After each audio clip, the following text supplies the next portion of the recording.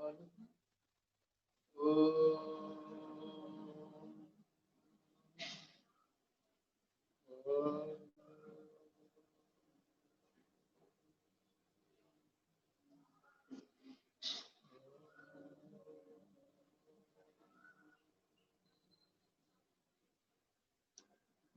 ब्रह्मा गुरु विष्णु गुरुर्देवो महेश्वरः गुरु साक्षात् परब्रह्म तस्मै श्री गुरवे नमः। ब्रह्मानन्दं परमसुखदं केवलं ज्ञानमूर्तिं द्वन्द्वातीतं गगनसदृशं तत्त्वमस्यादिलक्ष्यम् एकं नित्यं विमलमचलं सर्वधी तं नमामि। ॐ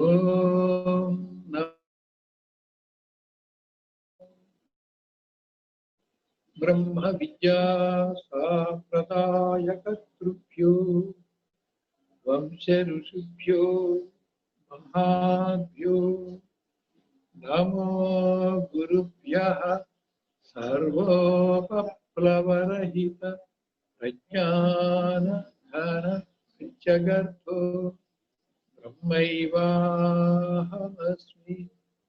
अहं पदार्थरहितः। ॐ सहना भवतु सहनौ भुनक्तु सह वीर्यं करवावहै तेजस्विनावधीतमस्तु मा विद्विषावहै। ॐ शान्ति शान्ति शान्तिः।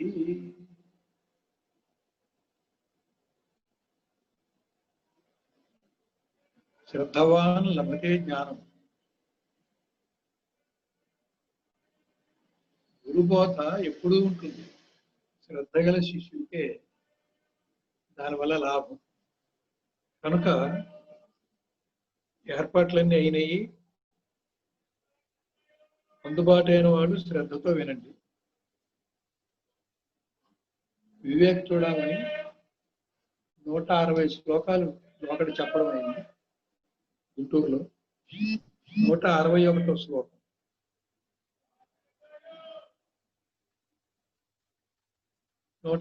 శ్లోకం ప్రారంభం.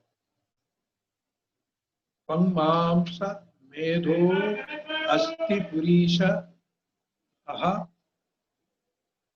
ఆశా వహం మతిం మూఢజన కరోతి విలక్షణం వేత్తి విచారశీలో నిజస్వరూపం పరమార్థభూతం. త్వం మాంస మేధో అస్తి పురీష రాశౌ అహం మతిం మూఢజనః కరోతి విలక్షణం వేత్తి విచారశీలః నిజస్వరూపం పరమార్థభూతాం. మూఢజనః అంటే మూర్ఖుడు. ఇక్కడ మూఢులు అంటే నేనెవరో తెలుసుకొని నేనుగా ఉండే ప్రయత్నం చేసేవాళ్ళు మూఢులు కాదు. మనస్సే నేననుకొని శరీరమే నేననుకునేవాడు మూఢులు. ఇంకా ఈ మూఢ అనేటువంటి శబ్దం ఇంకా పై అర్థంలో కూడా ఉంటుంది. ద్వైతంలో ఉండి మహావాక్యాలు విన్న తర్వాత కూడా ద్వైతంలో ఉండి అద్వైతం సిద్ధి కోసం అద్వైత జ్ఞానాన్ని సముపార్జించకుండా అక్కడికి తృప్తి పడ్డవాళ్ళు, ఆ పైన ప్రయత్నం చేయని వాళ్ళు కూడా మూఢులే. భజగోవింద శ్లోకంలో శంకరాచార్యులు మూఢమతే అన్నప్పుడు అది ద్వైత బుద్ధి దాకా తీసుకొచ్చారు ఆ మూఢత్వం. త్వం మాంసారాశౌ, త్వక్ అంటే చర్మం, మాంసము, మేధ మెదడు, అస్థి ఎముకలు, పురీష అమేధ్యము. పురీష అంటే లోపల ఉన్నటువంటి అవయవాలన్నీ కూడా, శరీరం లోపల మన లోపల ఉండేటువంటి అవయవాలు. అంటే అక్కడ అనేక రసాలు, గ్రంథులు, రసాయనాలు అవ్వురేటువంటి వ్యవస్థ అంతా కూడా పురీష. వీటి యొక్క రాశే ఈ శరీరం. అహమతి. వీటన్నిటినీ కూడా నేను అనుకోవడం అనేటువంటి విధి కరోతి చేయుతున్నాడు. ఎవరు? మూఢాత్ముడు.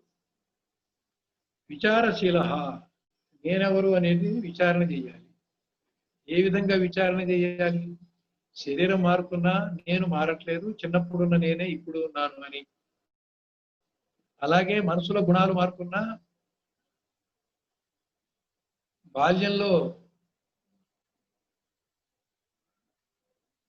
1వ క్లాస్ జ్ఞానం కూడా లేనివాడు ఇప్పుడు డిగ్రీలు చదివినటువంటి జ్ఞానంతో ఉన్నా, నేను మారిందా, మనసు మారిందా, బుద్ధి మారిందా, జ్ఞానం మారిందా, శరీరం మారిందా, గుణాలు మారాయా, నీ స్వభావం మారిందా, దుర్మార్గుడు మంచివాడయ్యాడా, మంచివాడు చెడిపోయాడా?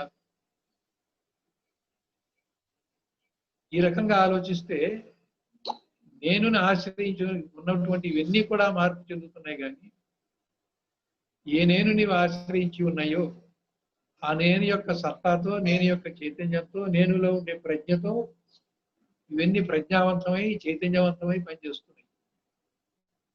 ఇవన్నీ కూడా జడ పదార్థాలు.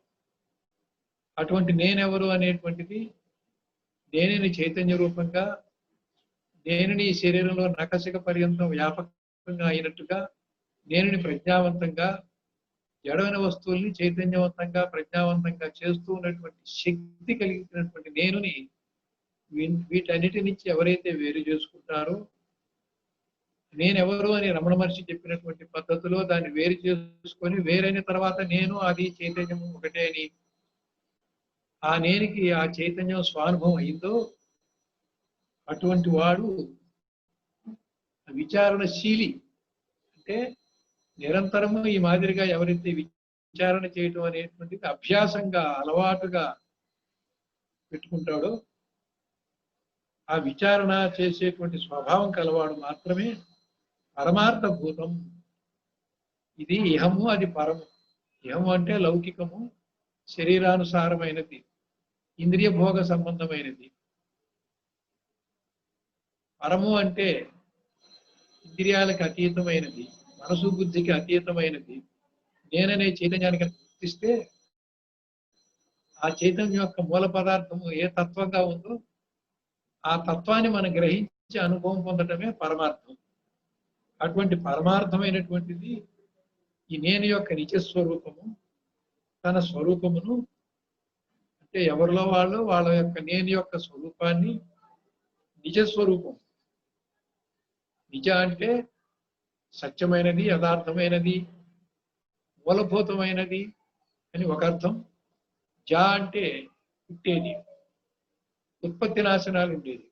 నిజ అంటే సావు పుట్టుకలు లేనటువంటి నేనుని, ఆ నేనే ఆ పరమార్థంగా ఎవరైతే విచారణ చేసి తెలుసుకుంటాడో వాడికి మాత్రం దేహం కంటే నేను వేరుగా ఉన్నాను, వచ్చేవి పోయేవి ఉత్పత్తి నాశనాలు ఉండేవి మార్పు చెందేవన్నీ కూడా ఇది ఆత్మకి వ్యతిరేకంగా అనాత్మ సంబంధం.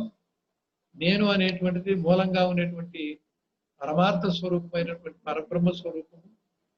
ఈ నేను అదే అని ఎవడైతే తెలుసుకుంటాడో వాడు నిజమైన సాధకుడు, నిజమైన శిష్యుడు. అలా కానివాడు మూఢుడు. ఈ శ్లోకములను శరీరము కంటే ఆత్మ విలక్షణమైనదను విషయమును తెలియపరుచుతున్నాడు. మూఢజనుడు. ఇక్కడ మూఢులు అంటే ఈ సందర్భంలో మహావాక్య నిర్ణయం చేసిన తర్వాత కూడా తత్వమసి వాక్యార్థంతో తత్వాన్ని అనుసంధానం చెయ్యకుండా ఉన్నవాడు కూడా మూఢుడే. కానీ ఇక్కడ పుస్తకం ప్రారంభంలో ఈ శ్లోకంలో ముందు మన శరీరం దగ్గర మొదలు పెట్టాడు. శరీరంలో సప్తధాతువులు ఉన్నాయి. ఆ సప్తధాతువులు ఇక్కడ చెప్తూ ఉన్నాడు. త్వక్ చర్మము, మాంసము, మేధము, శరీరము అంటే చర్మము, పురీషము అంటే జీర్ణం చేసే అవయవాలు, విసర్జన చేసే అవయవాలు, మన శరీరం లోపల అనేకంగా ఉన్నవన్నీ కూడా ఇవన్నీ కూడా నేనే అనుకోవడమే మూఢమతి. ఇవి సప్తధాతువులు. ఈ సమూహము నేననేటువంటి బుద్ధితో ఉన్నాడు. జ్ఞాని విచారణ స్వభావం ఒకటి చేత ఈ శరీరము అస్థిరమని, నశించేదని తలంచి స్థిరమకు తన నిజస్వరూపమును కనుగొడుతున్నాడు. ఎటువంటి జ్ఞాని? విచారణాశీలుడు. ముందు నిన్ను నువ్వు విచారించుకోవాలి, ఈ శరీరంలో విచారించుకోవాలి. పరమాత్మ ఎక్కడో లేడు.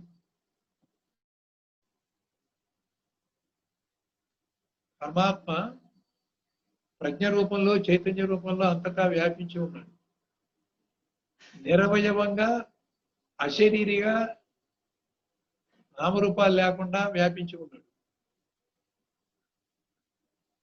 అటువంటి పరమాత్మ నీలో కూడా వ్యాపించి ప్రకాశిస్తూ ఉన్నాడు.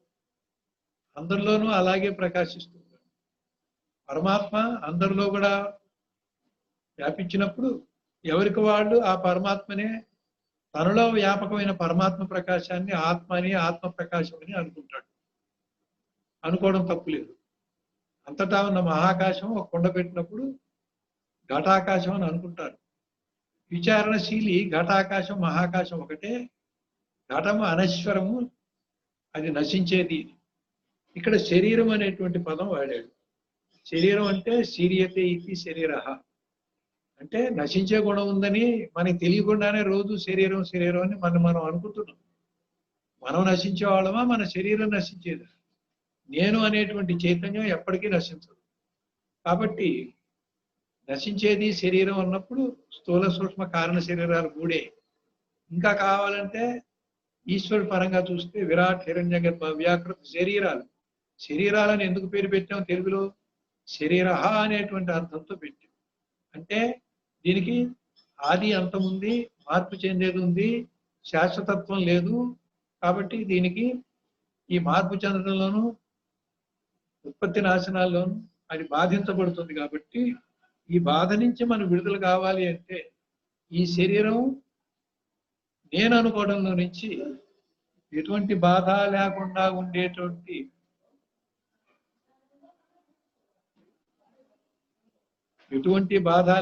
ఉండేటువంటిది ఎక్కడో లేదు. మీలోనే ఆత్మగా, ఆత్మ ప్రకాశంగా, మీలోనే ప్రజ్ఞగా, మీలోనే చైతన్యంగా అట్టే మాట్లాడితే నేననే చైతన్యంగా ఉంటా పరమాత్మ. కాకపోతే నేను అంతఃకరణ ప్రతిబింబంగా చిదాభాసుడుగా ఉంది. బింబ ప్రకాశము శుద్ధాంతఃకరణలో ప్రతిబింబ ప్రకాశం నేను ఒకటే. మలిన అంతఃకరణలో ఇవాళ మూడాత్ముడు ఈ సప్తధాతుమయ శరీరం నేననేటువంటి భావంలో ఉన్నాడు. కనుక శరీరము అనే మాటని రోజుగా శరీరం అంటున్నారు. శరీరం నేనంటున్నాను. ఆ అయిపోయిన తర్వాత మళ్ళీ శరీరం నాది అంటున్నాను. శరీరం నాది అన్నప్పుడు శరీరం పోతే నీకెందుకు బాధ? నువ్వు పోవట్లేదుగా.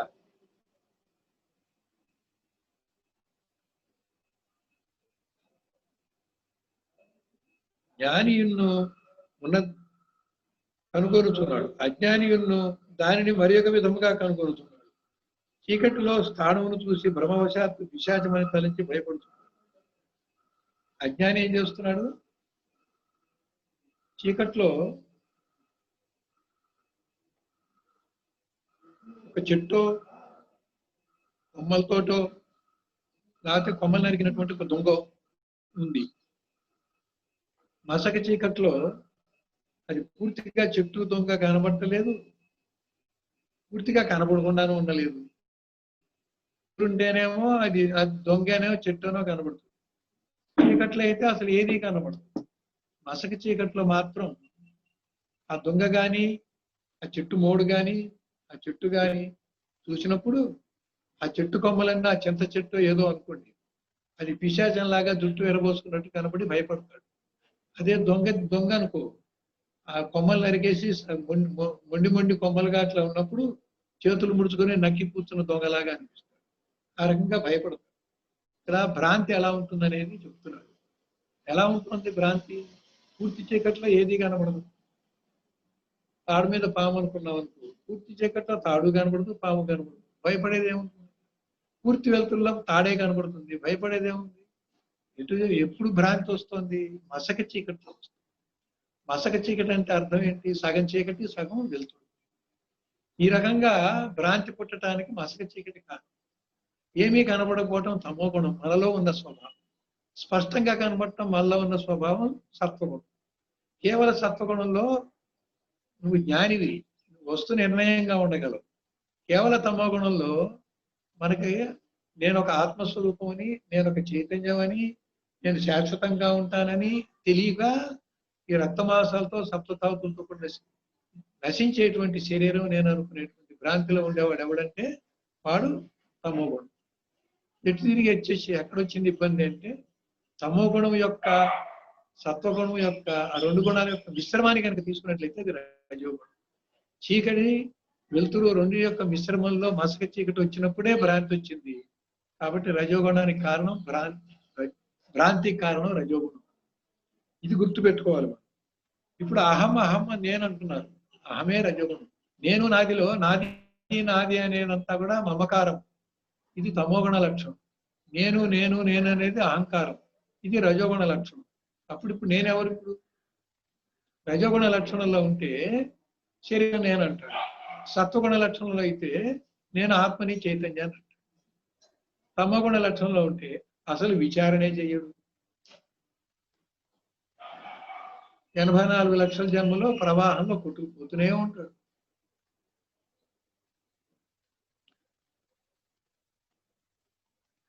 ఇతడు భ్రాంతుడు. ఈలాగున అజ్ఞానియు అజ్ఞాన తమములో ఉన్నవాడొకటి చేత ఒట్టి అజ్ఞానం కాదు. అజ్ఞానం ఏదైనా సరే తరము తమము.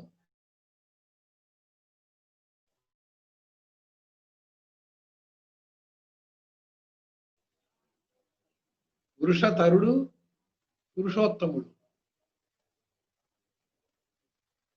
ఉత్తర ఉత్తమ, పురుషోత్తర పురుషోత్తమ మూడున్నాయి. నేను అనేవాడు పురుషుడు. పరమాత్మగా ఈ పురుషుడే అవతరించినప్పుడు పురుషోత్తరుడు. ఆ పరమాత్మ పరబ్రహ్మ స్వరూపము అని, పరబ్రహ్మమే పరమాత్మగా దిగి వచ్చాను, నేను శరీరం ధరించి అవతరించాను అన్నప్పుడు వాడు పురుషోత్తముడు. తరతమ భేదాల్లో ఉన్నాయి. ఇక్కడ అజ్ఞానానికి పెట్టాడు ఆ పదం. అజ్ఞానతమం. ఎంత లోతులో ఉన్నాడు చూడు. మామూలు అజ్ఞానం కంటే ఇంకా ఎక్కువ అజ్ఞానతరం, ఇంకా ఎక్కువ అజ్ఞానతమం. సూపర్లేటివ్ డిగ్రీలో ఉన్న అజ్ఞానం ఉన్నారు.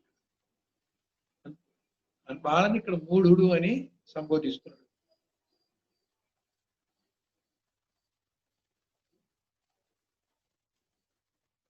అజ్ఞానతమంలో ఉన్నవాడొకటి చేత స్థాణువు వలె జడమయ్యున్నట్టు ఈ శరీరము చేతనత్వ బుద్ధిని చేసి తానని భ్రమపడి జనన మరణాది మొదలైనటువంటి కారణాలతో కూడిన దానివల్ల స్పందించిన భయానికి లోనగుతున్నాడు.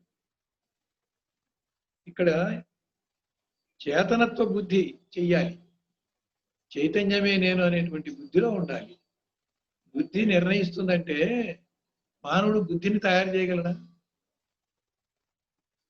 అవయవాలు కావాలంటే వేరే అవయవాలు తీసుకొచ్చి పెడతాడు. గాలి ప్రాణం ఆడకపోతే వెంటిలేషన్ పెడతాడు. గుండెను కూడా మార్పిడి చేయొచ్చు. ఒకళ్ళ అవయవాలు కిడ్నీ తీసుకొచ్చి ఇక్కడ పెట్టచ్చు. మీ బుద్ధిని తీసుకొచ్చి నాకు పెట్టచ్చా? ఇది మానవ సృష్టి కాదు. అసలు బుద్ధి సృష్టియే కాదు. ఆ బుద్ధి ఒక యంత్రం, ఒక తెలివైన యంత్రం, ఒక చైతన్యంగా ఉన్న యంత్రం, ఒక జ్ఞానంతో కూడిన యంత్రం. ఆ బుద్ధిని ఖాళీ చేస్తే అది ప్రజ్ఞానం బ్రహ్మ. ఆ బుద్ధిని మనసుకి చేస్తే అజ్ఞానంగా ఉన్నటువంటి మనతో జత చేస్తే ప్రపంచంలో ఉన్న ద్వంద్వాల్లో నాకు ఇది సుఖము, ఇది దుఃఖము, ఇది ఆనందము, ఇది బాధ, నాకు ఇదే కావాలి, ఇది వద్దు, అవును కాదు, ఇష్టం అయిష్టం కింద నిర్ణయిస్తున్న బుద్ధి అజ్ఞానం చేత, అజ్ఞాన తమము చేత. కాబట్టి ఆ బుద్ధి అనేటువంటిదే మానవుల్లో విజ్ఞానమయ క్వశ్చన్లు ఏదైతే ఉండదో దాంతో ప్రజ్ఞానం బ్రహ్మ పొందేటువంటి అనుభవం పొందే అవకాశం. ఇది మానవ సృష్టి కాదు. మానవుడు కూడా ఆ బుద్ధిని వినియోగించాలి, మనోమయ కోశం దాటాలి, మనోమయ కోశంలో ఉన్నటువంటి వాసనలు, సంస్కారాలు, అజ్ఞానాన్ని వదిలించుకోవాలి, తురియ స్థితికి వెళ్ళాలి, అవస్థాత్రయ సాక్షిగా ఉండాలి, ఆ సాక్షిత్వంలో బుద్ధి రూపంలో ఉండాలి, నిర్మల బుద్ధిగా ఉండాలి, నిశ్చయాత్మక బుద్ధిగా ఉండాలి. ప్రాపంచిక వస్తువుల మీద నిశ్చయాత్మక కాకుండా ఆత్మ అనాత్మ అనే భేదంలో ఉన్నటువంటి ఆత్మ నిర్ణయంగా ఉన్న నిశ్చయంతో ఉండాలి. అటువంటి బుద్ధిలో ఆ బుద్ధి ప్రజ్ఞారూపంలో ఉండి నీకు అనుభవాన్ని ఇస్తే అది బ్రహ్మానుభవంతో సమానం.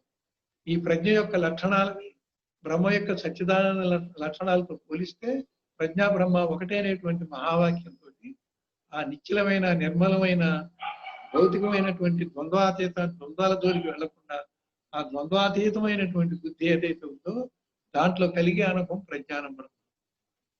ఈ రాగున వివేకైనటువంటి వాడు స్థాణువును దీప ప్రకాశము చేత స్థాణువుగానే తెలియచున్నాడు.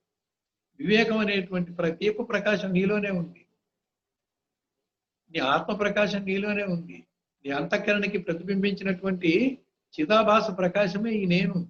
ఆ నేననే ప్రకాశము పూర్వంలాగా అజ్ఞానతమముగా తమోగుణంతో చూస్తే అక్కడ స్థాణువు దొంగగానే కనపడతాడు.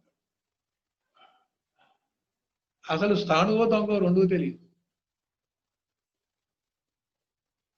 ఇక్కడ వివేకం అనే దీపం కావాలి. వివేకం ఎక్కడిది? బుద్ధిలో వివేకం. మరి నేనేమిటి? ఆ బుద్ధి యొక్క ప్రతిబింబమే నేను. అంతఃకరణ యొక్క ప్రతిబింబం నేను అన్నప్పుడు మనసుని, చిత్తవృత్తుల్ని, ఆలోచనల్ని ఆపేసినప్పుడు, విషయవాసనలు, అజ్ఞానాన్ని వదిలేసినప్పుడు, మనసు అందించేటువంటి ద్వంద్వాలకి అతీతమైనప్పుడు అటువంటి బుద్ధి యొక్క ప్రతిబింబమే అక్కడ.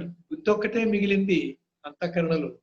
అటువంటి అంతఃకరణ ప్రతిబింబమే చిత్ప్రకాశక ఆభాసగా, చిదాభాసుడుగా, నేనుగా ఉన్నది. కాబట్టి వివేకి అన్నప్పుడు ఆ వివేకం ఉన్నది అంటే అర్థం బుద్ధికి ఉన్నది అని. ఇక్కడ వివేకం ఏది? ఆత్మానాత్మ వివేకం. ప్రపంచంలో ద్వంద్వాల మీద నువ్వు ప్రదర్శించే వివేకం కాదు.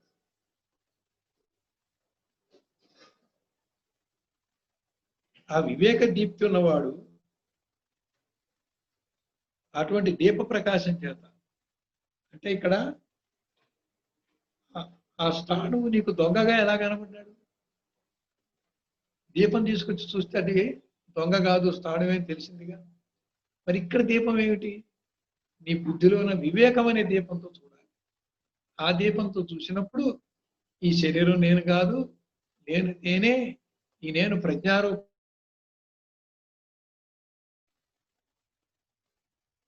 విచారణశీలుడు, సాత్విక బుద్ధి గలవాడు. విచారణ ఎలా జరుగుతుంది? పాత విషయ వాసన నిన్ను వెంటాడుతూ నీ మనసు ఆలోచించకుండా ఉంచుదాం అనుకున్నా కూడా నీ వల్ల కాక మళ్ళీ విషయంలోకి వెళ్తూ ఉంటావే. ఏ విషయంలోకి వెళ్ళావో ఆ విషయం మీద నీకు ఆసక్తి. విషయం మీద ఆసక్తి ఉందంటే ఆ విషయంతో నీకు అటాచ్మెంట్. ఆ అటాచ్మెంట్ అంటే తమోగుణ లక్షణం. రజోగుణ లక్షణం తొందరపాటు. ఒక వస్తువుని నిశ్చయంగా ఇది సత్యమా అసత్యమా అని విచారణ చెయ్యాలి అంటే తొందరపాటు పనికిరాదు. అంతకుముందున్నటువంటి జ్ఞానంలో ఒక అపోహలు, అది అంతేగా, అది రైతేగా అని గబగబా నిర్ణయం చేయటం రజోగుణం. రైతే కావచ్చు, అయినా చూద్దాం, విచారణ చేద్దాం. శరీరం నేను రైతే, మనసు నేను రైతే,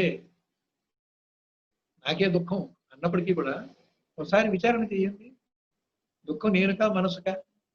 విచారణ చేస్తే ఏం తేలింది? శరీర సంబంధం అంతా కూడా సాగు పుట్టుకలు, జరామరణాలు. జర అంటే ముసలితనం, ప్రాణ సంబంధం ఆకలి దప్పులు, మనసు సంబంధం శోకమోహాలు. మరి నేను ఎప్పుడు ఉన్నాడు పుట్టిన దగ్గర నుంచి ఇప్పటిదాకా? ఎప్పుడు ఉన్న నేనకి శోకం లేకుండా ఉన్నాడు, శోకం వచ్చింది, శోకం పోయింది. దాహం వేయకుండా ఉన్నాడు, దాహం వేసింది, తీర్చుకున్నాడు, పోయింది. అవన్నీ వస్తూ పోతూ ఉన్నాయి. వచ్చి రాకముందు ఉన్నాడు, వచ్చినప్పుడు దాహంతో ఉన్నాడు, ఆకలితో ఉన్నాడు, తింటూ ఉన్నాడు, ఆకలి తీర్చుకుంటూ ఉన్నాడు, ఆకలి తీరిన తర్వాత తృప్తిగా ఉన్నాడు. ఉండటం అనేది ఎప్పుడు? ఆ ఉండటం అనేది ఏదైతే ఉందో అది నేను. ఉండటం అని ఎవరికైతే తెలుస్తుందో అది చైతన్యం. ఉండటం అనేది ఏదో అది సత్తు, ఉనికి. నేను ఉన్నాడా లేడా? మీరంతా ఉన్నారంటున్నారా లేరంటున్నారా? ఉన్నానంటే మీరు సద్రూపులు, తెలుస్తోంది కాబట్టి చిద్రూపులు. సత్తు చిత్తు మీలో ఉంది, ఆ నేనులో ఉంది. అది గ్రహించకుండా, అది శాశ్వతం అనకుండా మీరు తొందరపడి మనసే నేను, నాకు దుఃఖం వచ్చింది అంటున్నారు. ఎదుటి వాళ్ళ దుఃఖం నా దుఃఖం అంటున్నావు. ఎవరో చనిపోతే నువ్వు దుఃఖపడుతున్నావు. శరీరమేగా పోయింది. నేను భగవద్గీత చెప్తున్నాడు కృష్ణుడు అర్జునుడికి. ఏం చెబుతున్నాడు? శరీరాలు పోతూ ఉంటాయి, వస్తూ ఉంటాయి. నువ్వు ఆత్మస్వరూపం. ఆత్మ ఎక్కడికి పోతుంది, ఎక్కడికి వస్తుంది? ఇక చచ్చేవాళ్ళు ఎవరు, పుట్టేవాళ్ళు ఎవరు? ఇష్టి ధర్మం ఎందుకు? సమిష్టి ధర్మం, సమాజ ధర్మం చూడు. చూసేవాడు కూడా నువ్వు క్షత్రియుడు కాబట్టి నువ్వు చూడాలి. అది క్షత్రియ ధర్మం, స్వధర్మం అని నిన్న బోధిస్తున్నాడు. కర్మను తప్పించుకోలేరు ఎవరు.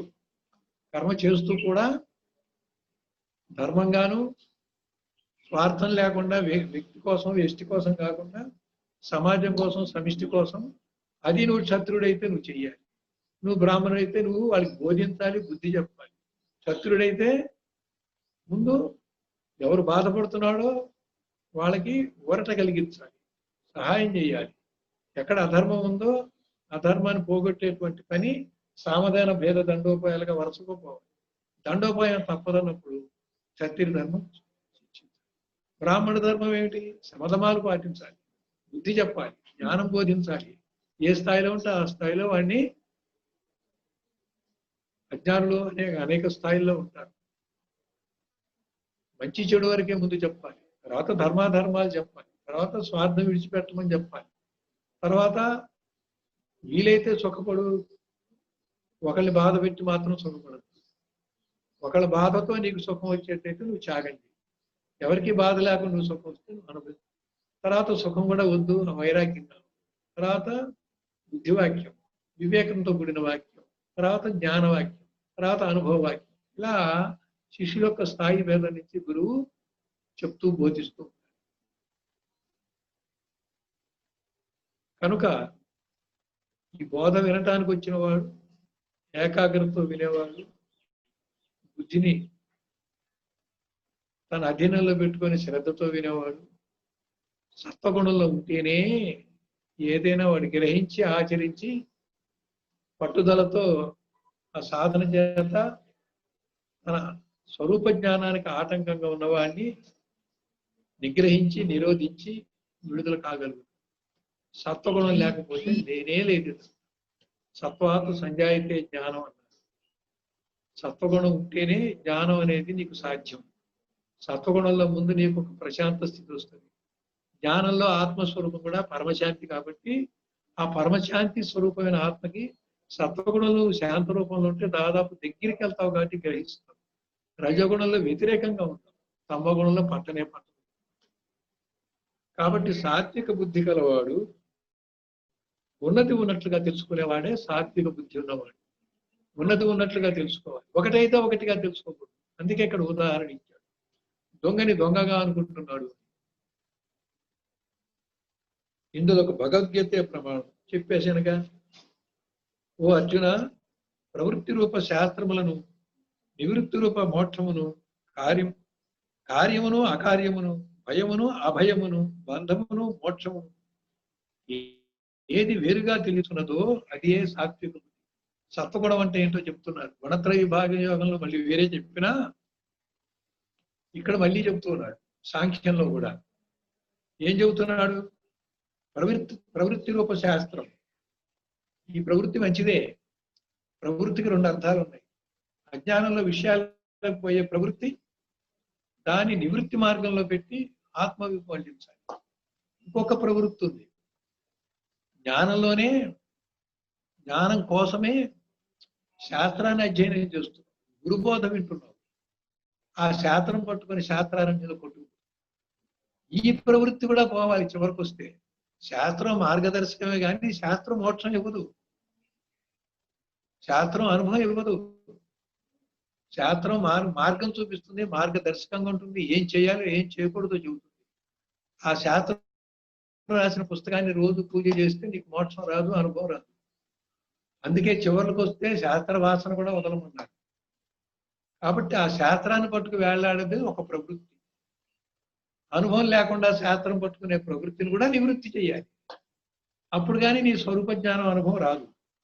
శాస్త్రమును నివృత్తి రూప మోక్షమును చెయ్యాలి. తర్వాత కార్యమును అకార్యమును ద్వంద్వాలు ఉన్నాయి. చేయటము చేయకపోవడం అనేది. చెయ్యనంత మాత్రాన మోక్షమేనా? చేస్తే పాపమా? అక్కడ ప్రమాదంలో ఉన్నాడు, నువ్వు రక్షించే అవకాశం, నువ్వు కర్మ చేయకూడదని కూర్చున్నావు, నువ్వు చూస్తూ వదిలేసావు, వాడు చచ్చిపోయాడు. నీ వల్ల బతికేవాడుగా, నీకు పాపం చుట్టుకుంది. చెయ్యకపోయినా పాపం చుట్టుకుంది. ఇది అకర్మలో కర్మ ఉంటుంది. నేనేం చేయలేదుగా, వాడు చేస్తే నాకేంటి, నేనేం చంపానా? అవకాశం ఉండి నువ్వు సహాయం చేస్తే బతికే అవకాశం ఉండి నువ్వు చూసి కూడా స్పందించి కూడా నేను కర్మ చేయకూడదని కూర్చున్నావు. ఇది అకర్మ. అకర్మలో కర్మ జరిగింది, వాడు చచ్చిన దానికి పాపం నీకు వచ్చింది. అదే గీతలో కర్మలో అకర్మ, అకర్మలో కర్మ. ఇప్పుడు మనం ఎలా చేయాలి? జీవన్ముక్త స్థితిలో చేసి చేయను వాడికి అంటే కర్మలో అకర్మ. కర్మ చేస్తూనే అకర్మ ఉండాలి, నిమిత్త మాత్రంగా ఉండాలి. నేను దైవం చేతిలో కీలుబొమ్మ పనిముట్టు, ఆయనే నా చేతి చేయిస్తున్నాను. ఇంకా కాకపోతే నా స్వధర్మాన్ని నేను పాటిస్తున్నాను, సమాజ ధర్మాన్ని పాటిస్తున్నాను అన్నప్పుడు నీ కర్మ అంటుంది. అప్పుడు కర్మలో అకర్మ అయింది. అందుకని కార్యమును అకార్యమును, భయమును అభయమును, దేనికి భయపడుతున్నారు మీరు? ప్రపంచంలో ఉన్నదానికి భయపడుతున్నారు. పాపం చేయటానికి కొంతమందికి భయమే లేదు, పాపం చేస్తుంటారు, అయ్యో ఇంత పాపం చేస్తాను భయం, ఇది అభయం. మరి ద్వంద్వాల్లో భయము అభయమా? నిజానికి అభయం అంటే ద్వైతమే భయము, అద్వైతమే అభయం. ద్వైతం ఉన్నంత వరకు నీకు భయం కలుగుతుంది. ద్వైతం ఉన్నంత వరకు ఆశ, మోహము, భయము మూడు ఉంటాయి. ఎప్పుడైతే అద్వైతం సిద్ధించిందో ఆశామోహం, భయం మూడు పోయింది. అది ఆ భయం.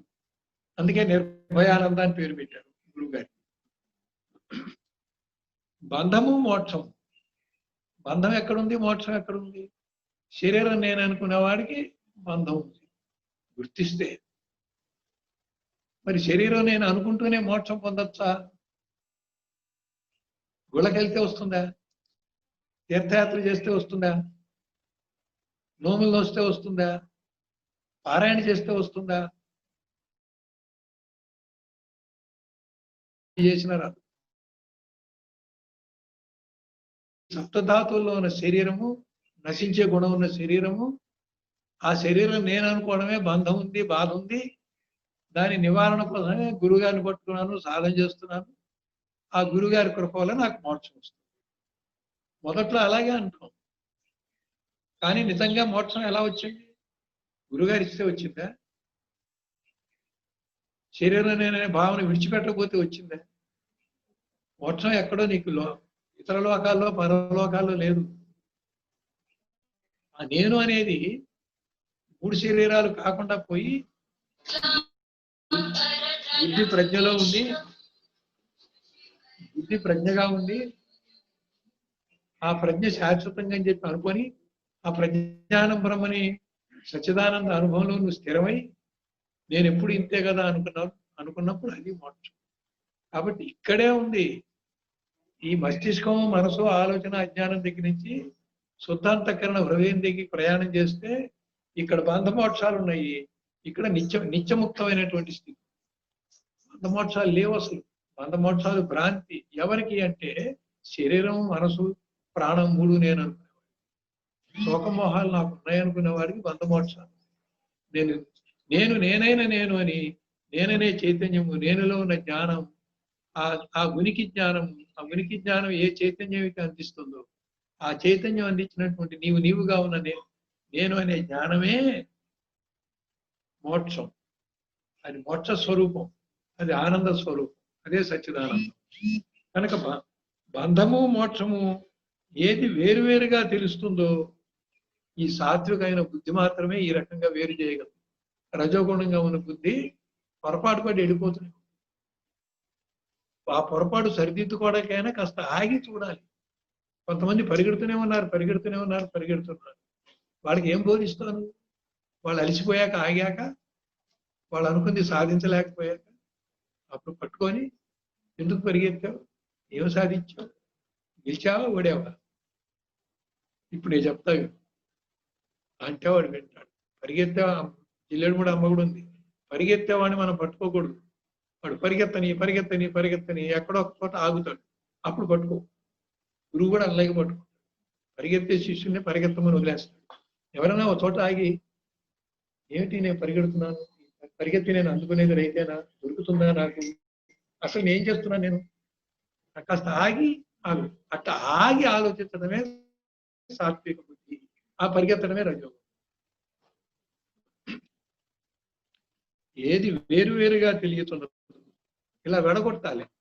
ఆత్మని అనాత్మని, ఆత్మలో ఉన్నటువంటి నిత్యత్వాన్ని, ఆత్మలో ఉన్నటువంటి సత్యత్వాన్ని, ఆత్మలో ఉన్నటువంటి సహజంగా ఉన్న చైతన్యాన్ని, ఆత్మలో ఉన్నటువంటి ప్రజ్ఞతో స్వానుభవాన్ని ఎవరైతే విడగొట్టుకుని ఇదో పొందాలని కానీ ముందు నిర్ణయం తీసుకుంటాడో, ఆ నిర్ణయం తీసుకునే బుద్ధే సాత్విక బుద్ధి. దాన్ని విడగొట్టుకోవాలి. ప్రపంచంలోనే అనాత్మ బుద్ధితో ద్వంద్వాల్లోకి వెళ్ళి, ఇక్కడ భయం పోవాలి, ఇక్కడ బంధం పోవాలి, ఇక్కడ మోక్షం కావాలి, ఇక్కడ అభయం కావాలి, ఇక్కడ అకర్మ కావాలి. బంధంలో కర్మ అకర్మ రెండు కూడా అంటుకునేవి.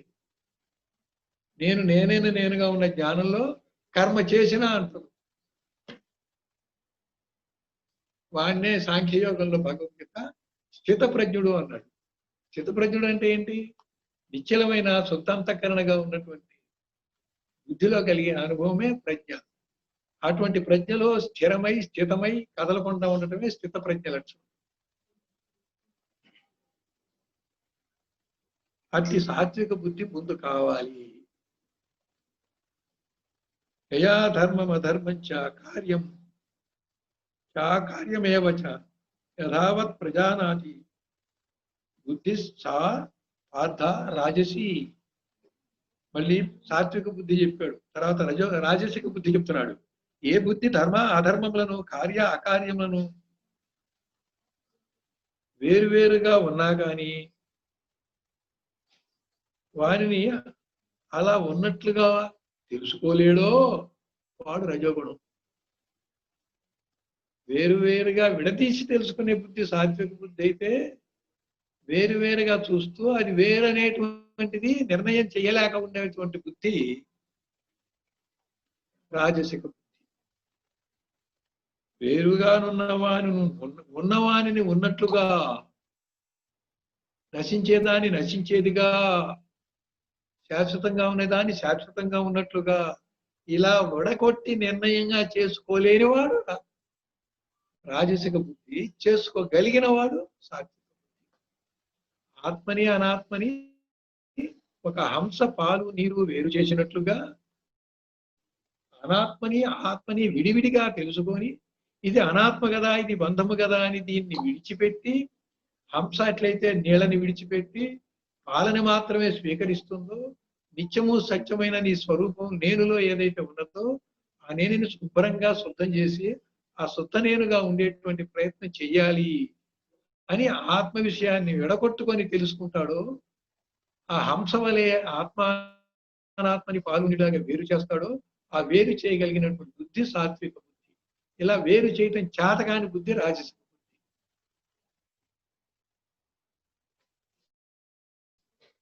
ఇక తామసిక బుద్ధి చెప్తున్నాడు. ఏ బుద్ధి తమస్సుతో కూడినదై అధర్మమును ధర్మముగాను, ఇంకా రివర్స్ ఇది. రజోగుణ వాడేంటి? ధర్మాన్ని అధర్మాన్ని చూస్తాడు, కానీ విడగొట్టుకోడు. సాత్విక బుద్ధి ధర్మాన్ని అధర్మం చూస్తాడు, విడగొట్టుకోడు. తామసిక బుద్ధి ఏంటి? ధర్మాన్ని అధర్మంగాను, అధర్మాన్ని ధర్మంగాను రివర్స్లో చూసేవాడు తామసిక. ఇవాళ కరోనా ఉంది, జాగ్రత్తగా ఉండేనంటే మాస్కులు తీసి సమావేశాలు పెడుతున్నారు. వాడిదే బుద్ధి. ఏరి కోరి వాడికి ప్రమాదం, ప్రాణాంతకం తెలిసి తను మునిగి తన బంధువులు చుట్టాలని అందరిని ముంచేసేవాడు, స్నేహితుల్ని ముంచేసేవాడు. ఏ బుద్ధి అది? తెలిసి కూడా. ఇది తామసిక. ఇవాళ ప్రపంచం తామసిక బుద్ధితో నడుస్తుంది. అంటే విడగొట్టుకుంటున్నాడు. ఏది ప్రమాదమో తెలుసు, ఏది మనకి ప్రమాదరహితమో తెలుసు, ప్రమాదరహితంగా ఎలా ఉండాలో కూడా తెలుసు, ప్రమాదం ఎలా ఉంటే పోతుందో కూడా తెలుసు. చదువుకున్న మూర్ఖుడు, అవివేకి మరి ఇంత ఉండి, ఇంత జ్ఞానం ఉండి ఎందుకు ఇలా ఉన్నాడు? తెలియదా పాపం? తెలిసి కూడా ఉన్నాడు. ఏంటి వీడు? తామసిక బుద్ధి. మరి కరోనా వ్యాపిస్తుందంటే ఇప్పుడు ఎంతమంది తామసిక బుద్ధిలో ఉన్నారు?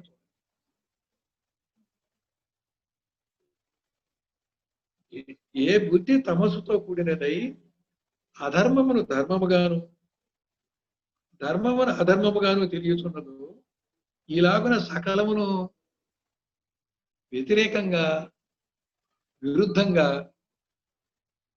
చూసే దృష్టి ఉంటుందో వాడికి, అదే తామస బుద్ధి. ఇట్టి బుద్ధులు కలవారు అట్టివారలే.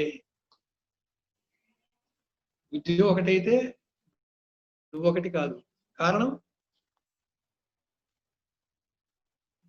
అంతఃకరణలో, ఆ చతుష్టయంలో బుద్ధి ముఖ్యమైనది. బుద్ధిలో ఏ నిర్ణయం అయిందో ఆ అంతఃకరణ ప్రతిబింబంగా ఉన్న చిదాభాసుడని నేనులో కూడా అదే నిర్ణయం. బుద్ధిలో ఏ అనుభవం ఉన్నదో నేను కూడా అదే అనుభవం ఉంటుంది, ఆ ప్రతిబింబం కాబట్టి. ఆ బుద్ధి సాత్విక బుద్ధి అయితే నేను కూడా సాత్వికుణ్ణే. ఆ బుద్ధి రాజసిక బుద్ధి అయితే నేను కూడా రాజసికుణ్ణే. బుద్ధి తామసికుడైతే నేను కూడా తామసికుడు. కాబట్టి వీళ్ళు నేనుని విడగొట్టుకోవట్లేదు.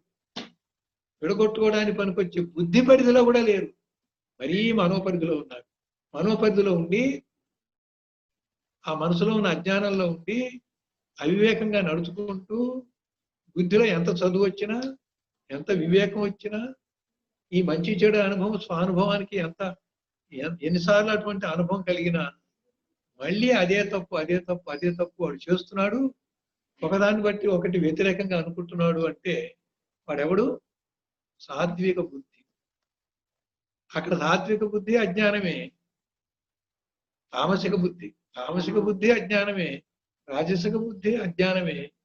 అయితే తామసిక బుద్ధి కూడా అజ్ఞానమైన జ్ఞానానికి అందిస్తుంది. తామసిక బుద్ధి తిరోగమనం చేస్తుంది. రాజసిక బుద్ధి నిర్ణయిస్తుంది, పాటించడు. సాత్విక బుద్ధి నిర్ణయించి, ఆచరించి, పాటించి ఆ బుద్ధికి అవకాశం, ఆ బుద్ధికి జ్ఞాని అయ్యే అవకాశం. సాత్విక బుద్ధి కూడా 3 గుణాలు కూడా అజ్ఞానమే. కానీ సత్వగుణంలోకి ఒకసారి మీరు వచ్చాక జ్ఞానాన్ని అందుకునేటువంటి అవకాశం ఆ బుద్ధితోనే ఉంది. ఈ రాజసిక తామసిక బుద్ధితో లేదు. దేహో 162వ శ్లోకం. దేహో అహమిత్యేవ జడస్య బుద్ధిర్ దేహే చ జీవే విదుషస్త్వహంతి వివేక జ్ఞానవతో మహాత్మనో బ్రహ్మా అహమిత్యేవ మతి సదా ఆత్మని. దేహ అహం ఇది ఏవ జడస్య బుద్ధి దేహే చ జీవే విదుషః తు అహం ధీః వివేక విజ్ఞానవతః మహాత్మనః బ్రహ్మా అహం ఇది ఏవ మతి సదా ఆత్మని. నిత్యానిత్య వస్తు వివేకము లేని మూఢుడు. మూఢుడు అనే అర్థం ఇందాక శ్లోకంలో ఏం చెప్పాడు? సప్తధాతులు ఉన్న శరీరం నేను అనుకునేవాడు మూఢుడు. ఈ శ్లోకంలో ఏం చెబుతున్నాడు? మూఢుడు అంటే నిత్యానిత్య వస్తు వివేకం లేనివాడు. అంటే ఇప్పుడు ఎందుకు వచ్చింది అక్కడ? శరీరం నేను కాదు, నేను అనేటువంటి చైతన్యము ఆత్మకి ప్రతినిధి అని తెలుసుకున్నాడు. తెలుసుకొని మాత్రం ఏం లాభం? నిత్యానిత్య వస్తు వివేకం అంటే నేను శాశ్వతము, నేను కానిదంతా మిగతాదంతా కూడా పోయేదే. నేను ఇది అనుకోవటం వల్ల అనేక బాధలు బంధమోక్షాలకి కింద మీద నేనుగా ఉంటే అసలు బంధము లేదు, మోక్షం లేదు. అయితే ఉండటము, తెలుసుకోవడం, ఆధ్యాత్మిక ప్రయాణం, ఆ సాధన, విషయవాసనల్ని అధిగమించటం, శమధమాదులు పాటించటం, మరి ఆ విషయాన్ని నిర్విషయం చేయటం కొంచెం కష్టం కావచ్చు. కానీ ముందు నిర్ణయం తీసుకోవాలా వద్దా? నాలో నేను అనేది నిత్యమనేది, మిగతాదంతా అనిత్యమని, ఈ శరీరం నేను అనుకుంటున్నానని ఆ మొదటి మూఢత్వంలో పోయి ఇప్పుడు శరీరం నేను కాదని తెలిసింది, నేను ఆత్మకి ప్రతినిధి అని తెలిసింది. అలాగే ఆ పై శ్లోకంలో తామసిక బుద్ధి పనికిరాదని తెలిసింది, రాజసిక బుద్ధి కూడా ఉపయోగం లేదని తెలిసింది, సాత్విక బుద్ధి అందిస్తుందని తెలిసింది. ఇప్పుడు సాత్విక బుద్ధి దాకా వచ్చావా? ఇప్పుడు ఏం చేయాలి నువ్వు? నిత్యానిత్య వస్తు వివేకం. ఆ తర్వాత ఇక్కడ దాకా వచ్చి నిత్యానిత్య వస్తు వివేకం గురించి నువ్వు ఆలోచించకపోతే, విచారణ చేయకపోతే ఏమైంది? మళ్ళీ బంధ మోక్షాలు ఉన్నాయి. బంధం ఉంది, మోక్షం కోసం ప్రయత్నం చెయ్యు. సాత్విక బుద్ధి అయితే ప్రయత్నం చేస్తాడు, కానీ ఏం ఉపయోగం? నిత్యానిత్య వస్తు వివేకం లేకుండా,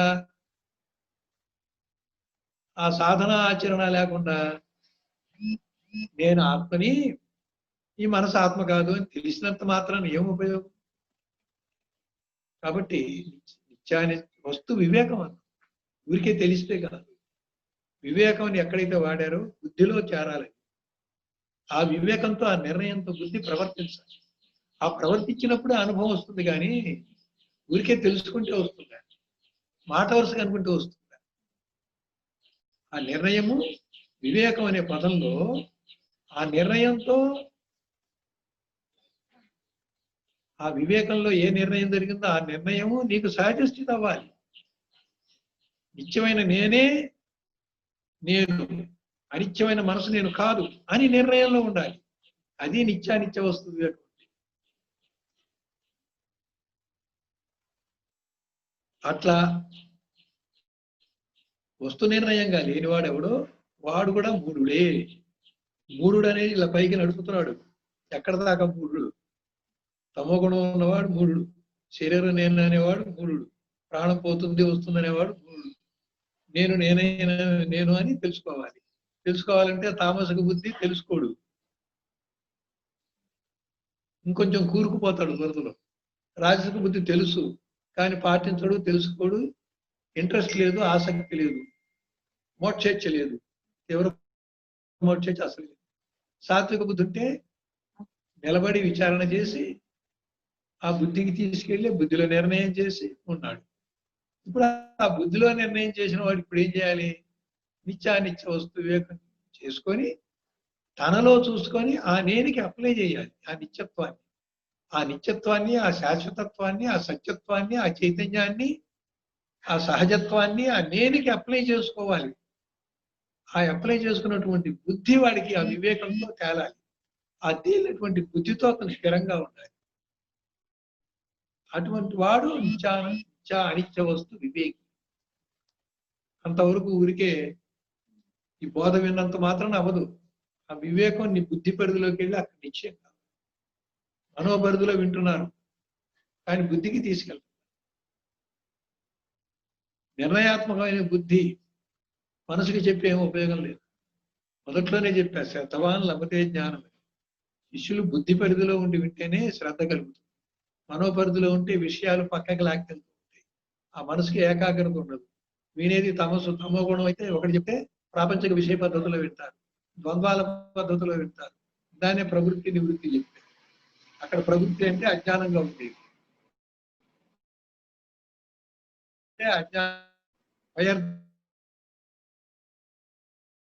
ఒకప్పుడు శాస్త్రాన్ని పట్టుకోవడం కూడా రైటే, కానీ అది ప్రవృత్తిగా మారకూడదు. ఆ శాస్త్ర వాసన పోవాలి. మళ్ళీ నివృత్తి చెప్పు. అలా కింద ఉంటుంది, పైన ఉంటుంది ప్రవృత్తి నివృత్తి. శ్రేయస్సు అంటాం, ఏంటి శ్రేయస్సు అంటే లాభం వచ్చేదంతా శ్రేయస్సు, సుఖం వచ్చేదంతా శ్రేయస్సు. కానీ ఆ సుఖానికి ఏం చేస్తే వస్తుంది అంటే ప్రపంచంలో ఆ సుఖానికి కావాల్సిన వస్తువులు సేకరించి వస్తువులు దాచుకొని అనుభవిస్తే వస్తుంది. అప్పుడు ఎప్పుడు ఒక కారణంతో వచ్చే శ్రేయస్సు శ్రేయస్సు అనరు, ప్రేయస్సు అంటారు. నిజమైన శ్రేయస్సు ఏది? మోక్షం అడిగేది నిజమైన శ్రేయస్సు. అప్పుడు ఏది ప్రవృత్తి ఏది నివృత్తి? ఒక కారణంతో కూడుకునే శ్రేయస్సుగా ఉన్న దాన్ని శ్రేయస్సు అనే మాట పెట్టి దాన్ని ప్రవృత్తిగా తీసుకొని దాన్ని నివృత్తి చేయాలి. శ్రేయస్సు మోక్షమే అనేది తీసుకొని అదే శ్రేయోదాయకం, పరమ శ్రేయస్సు మోక్షమే అని తీసుకొని అక్కడ బుద్ధిలో అటువంటి వివేకంతో నిర్ణయం తీసుకోవాలి. అప్పుడు అది నిజమైన శ్రేయస్సు. ఆ శ్రేయస్సుకి వెళ్ళడానికి అంత ముందుదంతా కూడా తీసేయాలి, అది నివృత్తి. నాకు తెలియక ప్రవృత్తి నివృత్తికి ఏదో రాసేసాను నిర్వచనాలు. ఆ పైకి వెళ్ళేసరికి తప్పైనాయి, మళ్ళీ దిద్దుకున్నాను.